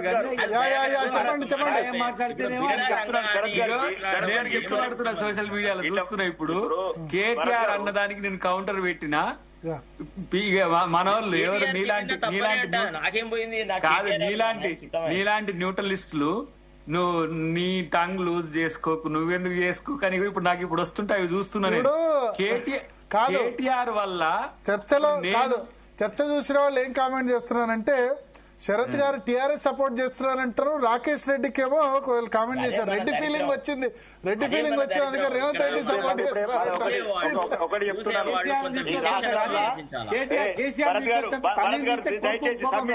నేను లేదు, కామెంట్ చెప్తాను, నాది కాదు అబ్జర్వేషన్. భరత్ ఒక చిన్న ఇన్ఫర్మేషన్, తెలంగాణలో ఒకే ఒక్క రెడ్డిని డైరెక్ట్ నీ వేదిక మీద నీ లైవ్ డిబేట్ అన్నాను మొన్న నిన్ననే. 30 ఏళ్ల దాకా రెడ్డిలకు కమ్మోళ్ళకు ఎల్మోళ్ళకు ముఖ్యమంత్రి పదవి చేద్దాను నేను ఒక్క రెడ్డిని. ఎస్సీల బీసీల దగ్గర చేతి కింద పని చేస్తాను అన్న ఒక మొదటి రెడ్డిని. అవును కరెక్టే, మొన్ననే అన్నారు నా స్టూడియోలో. నేను ఎక్కడ ఇప్పుడు కూడా నన్ను రెడ్డి రాజులు ఎల్మ దొరలు పెట్టిండ్రని అసెంబ్లీలో మాట్లాడాను. దళిత బిడ్డలుండే హాస్టల్లో ఈ దొరల పిల్లలు ఉంటారా, రెడ్డిల పిల్లలు ఉంటారా అడిగాను. ఒక తెలంగాణలో పేదల గురించి మాట్లాడి దయచేసి ఇంకొకసారి కులం అంటగట్టగండి నాకు. ఇది కామెంట్ పెట్టారు అది చెప్తారు, నేను కాదు. సోషల్ మీడియాలో ఇటోళ్ళు అటోళ్ళు అంటారు కానీ భాష మరి దారుణంగా తయారవుతున్నది, భాషను తగ్గించుకుంటున్నాను. నీకు మంత్రి పదవి ఇవ్వకుండా పొద్దు తిరుగుడు పూలకు ఇచ్చినారు మంత్రి పదవులు, అది బాధాకరం. ఇక అదొక చూడు ప్రతిసారి అదొక పంచాయతీ. కానీ నేనేమంటున్నా శరత్ భాయ్, ఇక్కడ మాత్రం అదే సామాజిక వర్గం, అంతకంటే ఎక్కువ చదువుకున్న వాడివి, రాజకీయాల్లో కొన్ని విలువలు కాపాడిన వ్యక్తివి, పార్టీకి విధేయుడు, నీలో ఏం లోపం ఉందని, పొద్దు తిరుగుడు పూలకు ఏం గొప్పతనం ఉందని మంత్రి పదవులు ఇచ్చిన చూసినావా భరత్ భాయ్? ఇప్పుడు నువ్వు తీసుకొచ్చిన చేసినావు కానీ ఇప్పుడు నేను మొన్ననే ఆడియన్స్ పోల్ పెడితే అద్దంకి దయాకర్ గారికి నెంబర్ 1 వస్తుంది. బ్రహ్మానందం పాత్ర అని చెప్పినా కదా నీకు, అదొకటి. కానీ అయితే ఇప్పుడు శ్రీనివాస్ గౌడ్ గారైనా, శరత్ గారైనా, రాకేష్ భాయ్ అయినా ఇప్పుడు ఈ డెకోరం ను మించి అవగాహన ఉన్న వాళ్ళు కాబట్టి జరుగుతున్న వాటి మీద బియాండ్ ది పాలిటిక్స్ కూడా మాట్లాడతారు. ఇక్కడ నేను పరిమితంగా కనిపించినప్పటికి కూడా నేను అంటున్నది ఏంటంటే, ఇప్పుడు నేను ఇలా ప్రభుత్వంలో ఉన్నా, మా ముఖ్యమంత్రి గారే హెచ్సియు భూముల విషయంలో ఒక పద్ధతి ప్రకారం చేసుకుంటూ వస్తున్న క్రమంలోనే 1,00,000 కోట్ల అవినీతి చేసిండ్రు దీంట్లో అని మనోళ్ళు ప్రాపగండా చేసిండ్రు. అక్కడ భూమి ఆన్నే ఉన్నది, మనం టీజేఏసీకి ఇచ్చినాం. అరే అది చేస్తేనేమో అది ప్రజా ప్రయోజనం కాదంటారు, అది మనం ఇప్పుడు కంపెనీస్ కి ఇవ్వడమే కదా, అక్కడ ప్రకృతి కాపాడబడాలి అని అంటారు. ఇక్కడ మాత్రం వీటికి వచ్చే వరకే వీళ్ళు డబ్బులు ఆ ఈ ఫార్ములా రేస్ కార్ దానికి ఏమొస్తుంది మరి హైదరాబాద్ వాళ్ళకు, నా పేదల బస్తీలకు. ఒక్క నిమిషమే అన్నా, నేను ఒక మాట మొన్న జిహెచ్ఎంసీ కౌన్సిల్లో నేను చెప్పిన, కౌన్సిల్లో కాదు బయట డిస్ట్రిక్ట్ మీటింగ్ లో చెప్పిన, అరే ఇప్పుడు రాజాసింగ్ అడుగుతున్నాడు, ఆయనకు భూమి లేదు అంటే, భూమి అంటే గోషమాల్లో ప్లేస్ లేదు, చార్మినార్ లో ప్లేస్ లేదు, ఇట్లా అంబర్పేటలో ప్లేస్ లేదు. మరి ఇక్కడ ఉన్న బస్తీవాసులు ఎక్కడ బతకాలి అంటే మళ్ళా వాళ్ళు రంగారెడ్డి జిల్లా ఆవలకు పోవాలి, వికారాబాద్ ఆవలకు పోవాలి, నల్గొండ ఆవలకు పోయి చిట్యాలను కొనుక్కోవాలన్నా ఇక్కడ పుట్టిన వాళ్ళు. ఇప్పుడు ఇట్లాంటి దాని గురించి ఆలోచించి కేటీఆర్ ఒక పని చేస్తే మేము మాట్లాడితే మా తప్పు అవుతుండే. ఈ ఫార్ములా రేసు ఏం మనకు ఉపయోగపడ్డదంటే, మా ఇప్పుడు సీనన్న ఇప్పుడు 1,00,000 కోట్లు మనకు వచ్చినాయని చెప్పింది, సరే వచ్చి ఉండొచ్చు కాక, ఇప్పుడు మేము అవి పెట్టకపోయినా ఇప్పుడు 1,79,000 కోట్లు వచ్చినాయి కాదంటలే. కానీ ఇక్కడ నేను అంటున్నది ఏంటంటే, ప్రజాధనాన్ని ఇష్టం వచ్చినట్టు ఎవరు పడితే వాళ్ళు వినియోగించుకోవచ్చు అంటే, రేపు నేను చేసేటప్పుడు మా శరత్ అన్న అనొద్దు నన్ను, నువ్వు ఎందుకు చేసినావు ఇట్లా అని అనక నన్ను. ఇప్పుడు దీన్ని మ్యాండేట్ గా పెట్టి నేనేం చేస్తా అట్లా ఎట్లా అన్నాను అని శ్రీనివాస్ గౌడ్ గారు ఎల్లామని జరిగింది అంటే ఫార్ములా వల్ల ఏమొచ్చింది అని క్వశ్చన్ చేస్తున్నారు. ఇప్పుడు సరే దానికి మళ్ళీ మరి మీరు మిస్ వరల్డ్ అనకండి, కానీ మిస్ వరల్డ్ అనకుండా చెప్పండి. అందుకని భరత్ గారు వాళ్ళు 2 సంవత్సరాల 2,00,000 కోట్లు అప్పు చేస్తేనేమో కరెక్ట్ అంట, అది అప్పు కాదు. ఆ 2,00,000 కోట్లలో ఏం చేసింది అంటే ఏది కనపడదు. మీ అప్పు తీర్చింది కాపాడతారు, మీ అప్పు తీర్చింది కాపాడతారు. 32,000 కోట్లు ఏం కాదంట. తండ్రిని తిడితే కొడుకు కోపం వచ్చి మాట్లాడితే తప్పంట. మరి ఆ తిట్టడం అనేది తప్పే ఉండొచ్చు. మరి ఎవరే గాని ఒక హోదాలో ఉండి ఆయన కూడా గౌరవంగా ఉండి గౌరవంగా మాట్లాడితే ఆయన కూడా గౌరవం పెరుగుతుంది.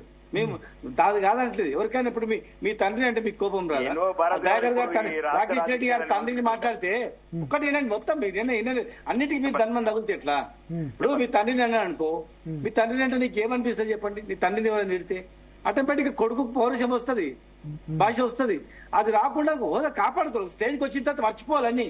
ఇప్పుడు ఆ స్టేజ్ రానంత వరకు ఒకటి మాట్లాడినా ఓకే, సరిపోయింది. అది ఎప్పుడైతే అంత పెద్ద హోదా నీకు తెలంగాణ ప్రజలు ఇచ్చారు, అంత గౌరవం, అదృష్టం. అది చాలా మంది కాంగ్రెస్ లో ఏమీలు కొట్లాడి రాలేదు. అవకాశం భాషను సమర్థించడం లేదు సీనన్న. ఆ తెలంగాణలో అందరికన్నా ముందు నిలదీసింది నేనే. ఈ భాష మార్చుకోవాలి రేవంత్ రెడ్డి అని. ఇప్పుడు రాకేష్ రెడ్డి గారు ఎవరికి రానటువంటి గౌరవం దక్కింది. ఒక పొజిషన్ వచ్చినప్పుడు ఆ పొజిషన్ తగ్గట్లు వివరిస్తే ఆయనకి గౌరవం పెరుగుతుంది, ఆయనకి ప్రజలలో మంచి పేరు వస్తుంది. ఒకవేళ ఆయన అంత మంచి మాట్లాడుతూ తిట్టిననుకో ప్రజలే వీళ్ళని తిడతారు. ఎవరైతే తిడతారో ముఖ్యమంత్రిని తిడితే అరే ముఖ్యమంత్రి ఎంత హోందాగా మాట్లాడుతూ ఎట్లా వివరిస్తున్నాడు. ఇప్పుడు నెల రోజుల నుంచి ఎక్కడ తిట్టింది చూపియే. ఇప్పుడు మీరు నెల రోజుల నుంచి మనోడు లక్ష కోట్లు తిన్నాను వదిలిపెట్టి ₹1,00,000 అవినీతి జరిగింది, ₹1,00,000 అవినీతి జరిగింది, జరిగిన దాన్ని జరిగింది అని మాట్లాడితే ఎట్లా? అక్కడ అడ్వకేట్ క్లారిటీగా చట్ట ప్రకారం అన్ని కరెక్ట్ ఉన్నాయి, కేసు కొట్టేస్తారని చెప్తే మీరు ఏమంటారు? టీఆర్ఎస్ శ్రీనివాస్ గౌడ్ గారు మీరు శరత్ గారిని పెట్టుకుంటే బాగుండేమో. న్యూట్రల్ పర్సన్ ధర్మం న్యాయం నెక్స్ట్ శరత్ గారిని పెట్టుకోండి. అంటే క్రిమినల్ లాయర్స్ కు పార్టీలు ఉండవు. ఈ పార్టీనా ఆ పార్టీనా అటెండ్ ఇటెన్ పోతారు క్రిమినల్ లాయర్స్, అంతేనా? అది కాదు భరత్ గారు, ఒక విషయం అండి. ఇక్కడ క్వశ్చన్ ఏంటంటే ఇప్పుడు ఎండమావిలో నీళ్లు ఉన్నాయా అని వెతకడం ఒక ప్రక్రియ, అందులో నీళ్లు లేవని చెప్పినాడిదే తప్పు అని అంటే మరి మీ ఇష్టం. నేను తప్పనట్లేదు, మీరు అర్థమయ్యేలా చెప్పారు. ఏ స్టేజ్ లో అర్థమవుతుంది. మీరు నిష్పక్షపాతం ఉన్నారా, కరెక్ట్ ఉన్నారా? ఆయన కన్విన్స్ అయ్యేలా చెప్తున్నారు అంటారా? సారీ శరత్ గారు, మీరు మిస్అండర్స్టాండ్ చేసుకోకండి. చాలా అందుకని చెప్తారా, క్రిమినల్ లాయర్స్ అన్నప్పుడు అటు ఇటు మారుతారు, ఎవరికైనా వాదిస్తారు కదా, అంతే కదా? ముకుల్ రోద్కి 2 కేసులు ఆర్గ్యూ చేయలేదా? అంతే కదా. Mukul Rohatgi argued for Kavitha, Mukul Rohatgi also argued for somebody. Bharat గారు, రేపు తీర్పు వచ్చిన తర్వాత తీర్పు ఈయన చెప్పినట్లు కాకుండా అగ్నెస్ట్ వచ్చింది అనుకోండి, అప్పుడు మీరు శరత్ గారు అనాలి, నీవు ఆ రోజు ఏం కాదు తప్పు చేయలేదని చెప్పిండ్రు, ఇగో చట్టం ప్రకారం తప్పు చేసిండు, శిక్ష పడ్డదని చెప్పినప్పుడు మీరు శరత్ గారి గురించి మాట్లాడండి. అంతేగాని న్యాయం గురించి ఉన్నత మాట్లాడితే ఆయన కంటగట్టడం తప్పది. లేదా నేను అంటగట్టలేదు,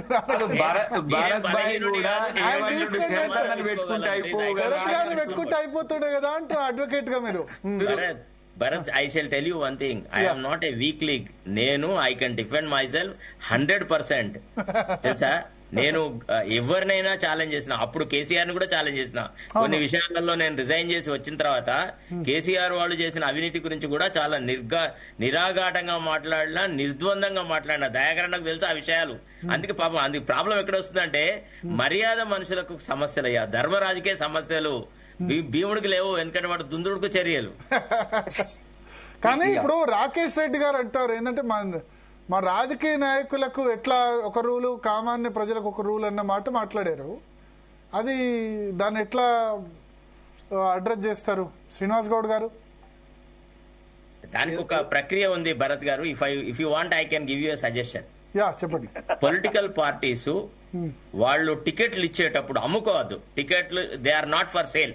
అంటే ఇప్పుడు మనం మేడ్చల్లో టికెట్ ఎవరికి ఇచ్చినాము, చేవళ్లలో టికెట్ ఎవరికి ఇచ్చినాము, సికింద్రాబాద్ లో టికెట్ ఎవరికి ఇచ్చినాము, ఏ పాలిటిక్స్ మనం ఫాలో అయినాము, what kind of political ethics that you follow. అంటే నువ్వు వేప విత్తనాలు పెట్టేసేసి నువ్వు పాల విత్తనాలను సంపాదించలేవు కదా.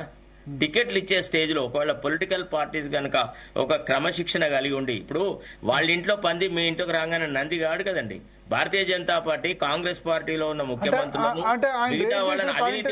చెప్పి రూల్ ఆఫ్ లా అందరికి సమానంగా లేదు అని అంటారు. Political parties must come to consensus. ఇవాళ ఒక్కొక్క ఎమ్మెల్యే మీద ఎన్ని కేసులండి, అండ్ మోనీ కేసెస్ ఇది ఒకటేనండి. భవిష్యత్తు తెలంగాణకు ఒక ఏదో ఒక రకం కావాలా, మెసేజ్ కావాలి. కేసు ఏం కావాలా? ఒకవేళ మంత్రివర్గ ఆమోదం లేకుండా ఎవరు ఏ మంత్రి అయినా ఎన్ని వందల కోట్లైనా పంపించుకోవచ్చా? ఒకటి.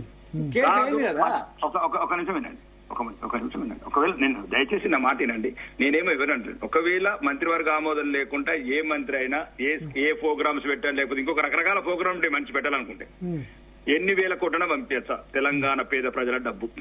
ఒకటి కాదు, తప్పు కాదు అంటే రేపే ఏసీబీ కమిషన్ ఎత్తేయండి. భవిష్యత్తులో దీనికి ఒక గుణపాఠం ఉంటుంది. ఎవరు వచ్చినా కానీ ఏమన్నా చేసుకోవచ్చు. ఇప్పుడు శరత్ గారు అన్నట్టు భరత్ గారు ఎమ్మెల్యే టికెట్లప్పుడు దయాకర్ గారికి టికెట్లు ఇవ్వాలని మనం అన్నాం. ఎందుకంటే యోగ్యుడు, చదువుకున్నవాడు, మంచి క్యారెక్టర్ ఉంది, కొన్ని మారల్ వాల్యూస్ అన్నాం. అదే సామాజిక వర్గానికి చెందిన ఆయన పైసలు పెట్టి కొనుక్కొని పోయింది కదండి. దానికి ఏం క్వశ్చన్ ఆన్సర్ లేదండి.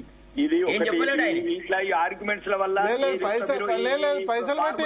పైసలు పెట్టి కొనుక్కోలేదు. అట్లా కాదు, మల్లికార్జున ఖర్గే దగ్గర మల్లికార్జున ఖర్గేతో కుటుంబ పరిచయం. పైసలు ఆయన మొన్న ఏమన్నాడు, నేను ఉత్తగా వచ్చినారా, నాకేమైనా నన్ను నా గ్లామర్ చూసి ఇచ్చినారా, డబ్బులు తీసుకొని ఇచ్చినారా అన్నాడు. ఎవరన్నారు? ఇన్ ప్రైవేట్ వివేక్ చేస్తో అంటే ఆయన ఫ్యామిలీకి మల్లికార్జున ఖర్గేకున్న పరిచయం వల్ల వచ్చింది. కాంగ్రెస్ ఫ్యామిలీతో ఉంది కదా అది. ఇప్పుడు ఒకటి భరత్, డైరెక్ట్ ఇట్లా మాట్లాడాలంటే 100 ఎగ్జాంపుల్స్ ఉన్నాయి. అంటే శరత్ గారి కనుక నేను 1000 చెప్తా ఈ దేశంలో. అంటే సుఖరామ్ గారి ఇంట్లో 4 కోట్ల బెడ్ కింద దొరికితే కూడా డబ్బులు కాదన్నారు. అవద్దు దయచేసి. ఓన్లీ ఇప్పుడు మనం మాట్లాడేది ఈ తెలంగాణ రాజకీయాలలో జరిగిన ఒక అపశృతి. మంత్రివర్గ ఆమోదం లేకుండా పంపించారా లేదా, అది ఆమోదయోగ్యమా, చట్టబద్ధమా కాదా, ఇవి దయచేసి రేపు ఇంట్లో మీకు అద్దు. ఇక కోర్టులు అన్ని ధైర్యం వచ్చింది కాబట్టి ఏదో ఒక ఆల్ పార్టీ, ఇప్పుడు నేను అద్దంకి దయాకరణ చెప్తున్నా, రేపు అవసరమైతే సీఎం గారికి చెప్తాను. ఇదంతెందుకు తెలంగాణ ప్రజలని బలాంచేందుకు, ఇవన్నీ మనం పబ్లిక్ చూస్తే బలాంచేందుకు డైరెక్ట్ అయితే కాదు. మంత్రివర్గ ఆమోదం లేకుండా డబ్బులు పంపిస్తుంటే ఇక ఏసీబీ కమిషన్ ఎత్తేయండి. లేదు తప్పు అని రేపు బహిరంగంగా ప్రకటించండి. తెలంగాణ ప్రజలకు కూడా అర్థం కావాలి. కోర్టు లోపల, న్యాయ వ్యవస్థ లోపల ఏమైనా బెనిఫిట్స్ ఉంటే, ఏమైనా రిలాక్స్ ఉంటే తీసుకొని, కానీ తెలంగాణ ప్రజలకు తెలియాల్సింది ఏంటంటే కేటీఆర్ అనే పదం కాదు, మాజీ మంత్రి అనుమతి లేకుండా ఈ డబ్బులు విదేశాలకు దాటించాడా లేదా, ఎందుకు పంపించాడు, జేబులకు వచ్చినాయా లేదా, ఏసీబీ సెక్షన్లు ఇవ్వద్దు. 2 తెలంగాణ ప్రజలకు తెలియాల్సింది. ఏ నాయకుడు అనుకుంటే ఎన్ని వేల కోట్లైనా దండించుకుపోవచ్చా అనేది డిక్లేర్ చేయండి రాష్ట్ర ప్రభుత్వం. ఇంకా ఏసీబీ కమిషన్ ఎందుకు, దానికి పెద్ద తలకాయ రోజు మీడియా చర్చలు, డిబేట్లు, వాళ్ళు 1000 మంది వచ్చి ధర్నాలు చేసుడు, ప్రజా జీవనాన్ని స్తంభింపజేసుడు, ఇది అవసరం లేదు కదా. శ్రీనివాస్ గౌడ్ గారు, భరత్ గారు ఒకటి, భరత్ గారు మంత్రి సంతకం చేసిండు అంటే, మంత్రి సంతకం చేసిండంటే గవర్నమెంట్ చేసినట్లనే గుర్తుపెట్టుకోండి. ఇంకా ఏదైనా ప్రొసీజర్ ఉంటే చీఫ్ సెక్రటరీ ప్రొసీజర్ మూవ్ చేస్తాడు, అది వాళ్ళ బాధ్యత. ఒకవేళ అది కరెక్ట్ కాదనుకుంటే, ఇప్పుడు కోర్టు కేసు అయింది కదా, ఇప్పుడు కేసు కాకుండా మీరు డిస్కషన్ అనుకోండి, ఈ డిస్కస్ చేయొచ్చు. కేసు అయిందంటే తప్ప ఒప్ప అనేది కేసులో చెప్తారు, శిక్ష చేస్తారు. శిక్ష పడ్డదంటే తప్పనట్టు. న్యాయపరంగా కొట్లాడుతున్నాము. ఒకవేళ చట్టం లేదు, ఈయన తప్పు చేసిండు, తప్పు జరిగింది అంటే ఖచ్చితంగా కూడా దానికి మేము కూడా అప్పుడు మాట్లాడతాము. అది రొటీన్ ప్రాసెస్ లో చేసుకోవాల్సింది వాళ్ళు గవర్నమెంట్. మంత్రి సంతకం పెట్టిన తర్వాత మళ్ళా న్యాయ వ్యవస్థ దగ్గరికే పోతున్నారు.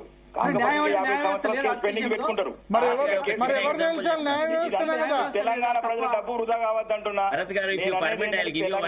డబ్బు వృధా కావద్దు, అయిందేదో అయింది, డబ్బు ఖర్చు చెప్పండి.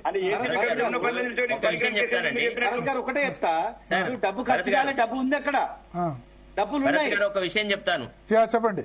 నీలోఫర్ హాస్పిటల్ సూపరింటెండెంట్ కొడుక్కి ఇంటర్ యూనివర్సిటీ అంటే ఇంటర్ స్టేట్ ట్రాన్స్ఫర్ అవసరం పడ్డది. Doctor Chenna Reddy has considered it as a special case and he was granted inter state migration. ఈ రాష్ట్రంలో ఇచ్చినారు. అశోక్ గజపతిరాజు, విద్యాధర్ రావు, తర్వాత ఆయన ఎవరు రఘుమారెడ్డి, ఈ ముగ్గురు శాసనసభలో ఈ టాపిక్ తీసినారు. నువ్వు ఇట్లా అన్యాయం చేసినావు, దుర్మార్గం చేసినావు, అది ఇది అని. అప్పుడు ఆ ఫైల్ తెప్పించినారు. అంతకు ముందు పి శివశంకర్ కొడుక్కి ఇదే NT Rama Rao inter state inter university transfer ఇచ్చినాడు.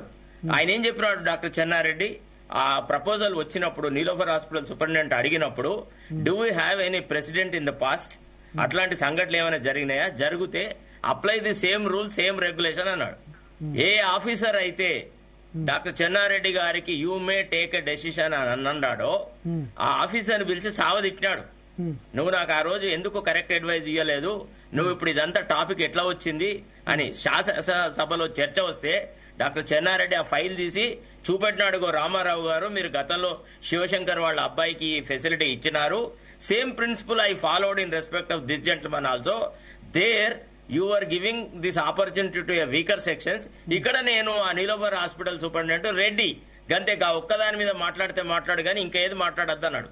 ఓకే. సో ఇట్లా ఉంటాయండి కొన్ని. ఒకటి చెప్పాలంటే శరదన్న 133 కోట్లు ఇంతకు ముందు ఒక యూరియా గింజ రాకుండా 133 కోట్లు విదేశాలకు పంపారు. చరిత్రల వేలున్నాయన్న, చరిత్రల వేలున్నాయి. సుర్కురామ మంత్రి మంచం కింద 4 కోట్లు దొరికినాయి. నేను అనేది అన్న సబ్జెక్టుల కోదమంటే లక్షల కొద్దు అజిత్ పవార్ గురించి అశోక్ చవాన్ గురించి అజిత్ పవార్ గురించి అశోక్ చవాన్ గురించి ఏమంటావు? ఆదర్శ స్కామ్ లో అశోక్ చవాన్ కానీ మీలాంటి మేధావులు దయచేసి ఇట్లా సమర్థించుకుంటా పోయినరానుకో ఇంకా పట్టపగ్గాలు మాట్లాడితే నేను కాంగ్రెస్ కు సపోర్ట్ రాజకీయ నాయకులు అలాంటి వాళ్ళు కూడా దిగిపోతామని. న్యూట్రల్ గా ఉంటే అదే సమస్య వస్తుంది అన్నయ్య, అటు ఇటు. అది కదరా ఇప్పుడు అశోక్ చవాన్ గురించి అజిత్ పవార్ గురించి ఏం మాట్లాడతారు? చెప్తున్నా కదా, మంది ఉన్నాయి. అజిత్ పవార్ కావచ్చు, రాకేష్ రెడ్డి కావచ్చు, దాని నా పేరు చెప్పుడు నీకేం కావాలా? సంతోషం చెప్పుకుంటా. నేనేమంటున్నానంటే దయచేసి తెలంగాణ ప్రజలకు ఒక సందేశం ఇద్దాం ఈ కేసు ద్వారా అంటున్నా. కాదు అన్ని కేసులు లాగానే మెన్షన్ చేసుకుంటే ఈ కేసును కూడా నల్లిఫై చేద్దామంటే నల్లిఫై చేద్దాం.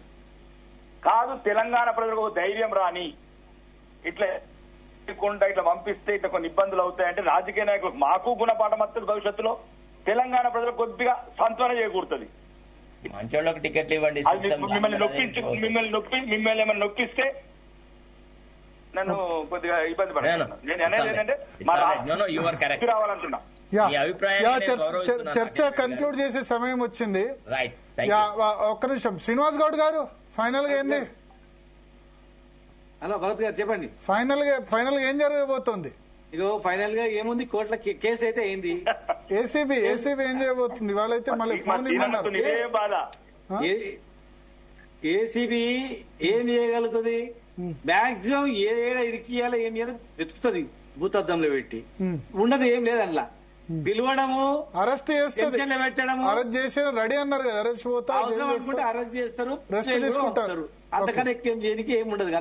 బెయిల్ వస్తుంది మళ్ళీ, అంతేనా? బెయిల్ వస్తుంది, కేసు నడుస్తుంది. గవర్నమెంట్ ఇప్పుడు గవర్నమెంట్ ఏమనుకుంటది, గవర్నమెంట్ అనుకున్నది చేస్తుంది. బెయిల్ వస్తుంది, కేసు నడుస్తుంది. ఎప్పుడు దోషియా కాదని కోర్టు చెప్పినప్పుడు, నువ్వు తప్పు చేసినావు శిక్ష పడ్డప్పుడే నేరస్తుడు. శరత్ గారు కేసు పెట్టినంత మాత్రం నేరస్తుడు కాదు. రేపు శరత్ గారు ఒకవేళ అరెస్ట్ చేసింది అనుకుందాం, బెయిల్ రావడానికి ఎంత టైం పడుతుంది? 15 రోజులు పడుతుంది అంతే. 15 రోజులు.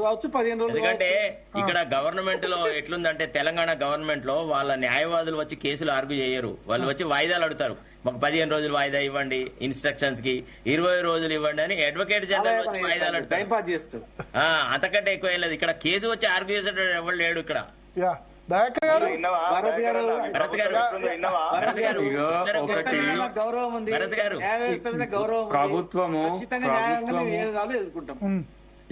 ప్రభుత్వము అన్నప్పుడు ఇప్పుడు నేను చివరికి రాజకీయం మాట్లాడుతున్నా. కోదండరామ్ గారు ఏం తప్పు చేసిండ్రు, మందకృష్ణ మాదిక్ గారు ఏం తప్పు చేసిండ్రు, ఇప్పుడు డ్రోన్ లేక్ చేసిన ఇష్యూలో మా రేవంత్ రెడ్డి గారు ఏం తప్పు చేసిండ్రని జైల్లో పెట్టిండ్రు. నీకు తెలుసు కదా, పదే చెప్తున్నా నేను. శ్రీకాంతాచారి చనిపోయిన రోజు సింబాలిక్ గా మురళీ ముదిరాజ్ అనే తమ్ముడు గజ్వేల్ ఆత్మహత్య చేసుకున్నాడు. నేను అప్పుడు పిహెచ్డి పర్సువేషన్లు ఉన్నా కాబట్టి నాకు పిల్లలు చేస్తే పోయినా. నేనే కాదు, ఇప్పుడు వంటేరు ప్రతాప్ రెడ్డి గారు వాళ్ళ పార్టీలోనే ఉన్నాడు. మానవత కుటుంబానికి ఏమైనా డబ్బులు ఇచ్చినారా మీ ప్రభుత్వంలో? శ్రీకాంతాచారి కుటుంబానికి సహాయపడ్డారా? చేస్తున్నాము, అది నీవే చూస్తావు. దానికి ఫైనల్ గా కేసు నిలబడుతుందా దయాకర్ గారు? ఇటుక అయినండి. ఇప్పుడు 6.5 సంవత్సరాలు నేను, నా పాస్పోర్ట్ లేదు, 7 కేసులు, ఇదే 120B, ఇదే ప్రభుత్వ ఆస్తుల ధ్వంసం. నేను పిల్లగాడు చచ్చిపోతే పరామర్శకు పోతే నా మీద 7 కేసులు పెట్టారు. మరి మాకెందుకు లేదు న్యాయం? ఉస్మాన్ యూనివర్సిటీలో ఆ రోజు మనోడు డీసీపీ, ఇప్పుడు ఐజీ ఉన్నట్టుంది సత్యనారాయణ, ఛాయ్ తాగిపోదురా అన్న అని పిలిచింది.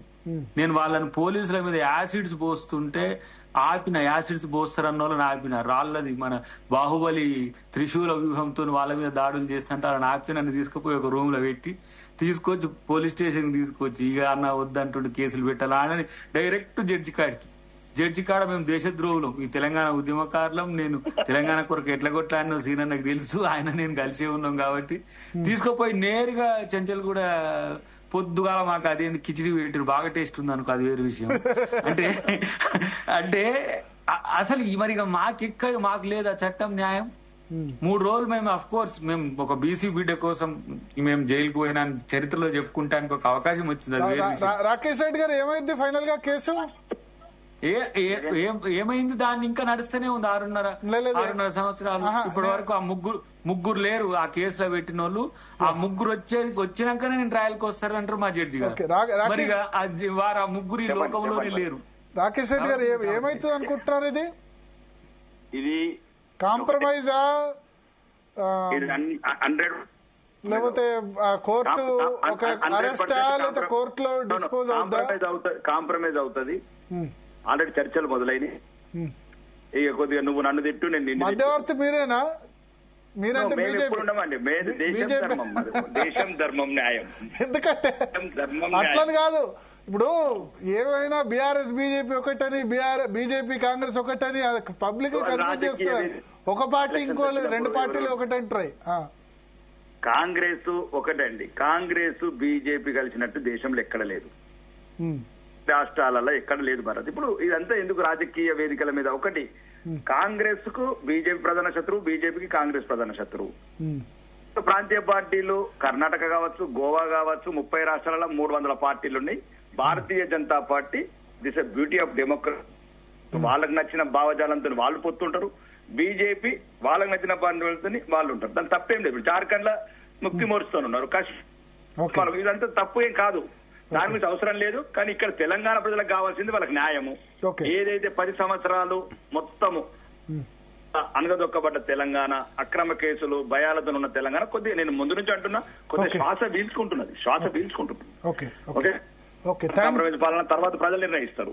భరత్ గారు లాస్ట్ మీరు యాంకర్ గా జాగ్రత్తగా ఉండదు. ఎందుకంటే యాంకర్ల మీద కూడా కేసులు పెడుతున్నారు. ఇక్కడ కూడా కాదు కొమ్మినేని గారు కేసులో సుప్రీంకోర్టు జడ్జిమెంట్ ఇచ్చిన తర్వాత అప్పటి వరకు ఉండే అయ్యో అప్పటి వరకు భయం ఉండే. సేమ్ కల్చర్ ఇక్కడ కూడా ఉంది. It's only matter of time. No, ఆ కేసులో సుప్రీంకోర్టు జడ్జిమెంట్ ఇచ్చిన తర్వాత కొంత మాకు కూడా రెస్పెక్ట్ వచ్చింది. ఎందుకంటే లైవ్ లో వచ్చి ఎవరు పడితే వాళ్ళు ఏమన్నా లైవ్ లో ఎవరు ఎదుటి వాళ్ళు ఏం మాట్లాడతారో మనకు తెలియదు కదా, వాళ్ళ దానికి మనం రెస్పాన్సిబుల్ కాదు కదా. సో సుప్రీంకోర్టు చెప్పింది కాబట్టి మిగతా హైకోర్టు కూడా ఫాలో అయితే ప్రెసిడెంట్ అప్పటి నుంచి కొంచెం భయం తగ్గింది. నేను అదే అన్న, కొమ్మినేని గారిని అరెస్ట్ చేసిన రోజు చెప్పా, నా షోలో వచ్చి ఎవరైనా తిట్టారనుకోండి బూతులు, తిడితే నా మీద కేసు పెడితే ఎట్లా? తప్పు. కృష్ణన్ రాజు మీద కేసు పెట్టొచ్చు, కానీ కొమ్మినేని మీద కేసు పెట్టడం తప్పు. ఇన్ఫాక్ట్ ఏమైతుందంటే మాకు మీరు మాట్లాడుతున్నప్పుడు పీసీఆర్ కూడా కొన్నిసార్లు మాట్లాడుతూ ఉంటారు, కొన్నిసార్లు మిస్ అవుతూ ఉంటాం. మీరేం మాట్లాడారు కూడా కదా, ఆ మిస్ అయినప్పుడు మేము ఆబ్జెక్షన్ చెప్పకపోయినా సరే, ఆబ్జెక్షన్ చెప్పలేదు అని కేసు పెడితే అప్పుడు ప్రాబ్లమే కదా. అందుకని అదే రోజు చెప్పాను తప్పు లైవ్ లో. ఎందుకంటే ఓకే ఎడిట్ చేసి సమయం ఉంటే ఓకే, ఎడిట్ చేసింది ఎడిటర్ రెస్పాన్సిబిలిటీ ఉంటుంది, బట్ లైవ్ లో ఉండదు అని అదే విషయం చెప్పాను. సుప్రీంకోర్టు కూడా లక్కీలో చెప్పింది. లక్కీలో ఇవాళ డిబేట్ లో అయితే అట్లాంటి ఆబ్జెక్షనబుల్ థింగ్స్ అయితే ఏం లేవు. అంటే డెకోరం మెయింటైన్ చేసే వాళ్ళు వచ్చారు కాబట్టి నీకు ప్రాబ్లం లేదు నాయన. మరి అటు ఇటు వచ్చేట భరత్ గారు కూడా ఉద్యమం నుంచి ఉన్నాడు కదా. అవును, టీవీ9 తర్వాత V6 అంతటా కొంచెం మెయింటైన్ చేస్తాడు కాబట్టి అది కూడా మనం కూడా మెయింటైన్ చేయాలనే ఉద్దేశమే, అంతే తప్పితే కొంతమంది అయితే మారుతుండ్రు. థ్యాంక్ యూ రాకేష్ రెడ్డి గారు, శ్రీనివాస్ గౌడ్ గారు, శరత్ గారు, అద్దంకి దయాకర్ గారు. మొత్తానికైతే కేటీఆర్ని వాళ్ళ 8 గంటల పాటు ఏసీబీ విచారించింది. ఫోన్ కూడా 2021 నుంచి 24 వరకు వాడిన ఫోన్స్ కూడా అప్పగించమని చెప్పింది. 6 నెలల తర్వాత విచారణకు పిలిచింది. మళ్ళీ విచారణకైతే రమ్మని పిలవలేదు. బట్ బీఆర్ఎస్ ఏమో ఇది బెదిరించడం, తాను జైలుకు పోయేందుకు కూడా రెడీ ఉన్నానని కేటీఆర్ అంటున్నారు. కాంగ్రెస్ పార్టీ ఏమో ఏసీబీ తన పని తాను చేసుకుపోతుంది, బిజినెస్ రూల్స్ వైలేట్ అయినాయని చెప్తారు.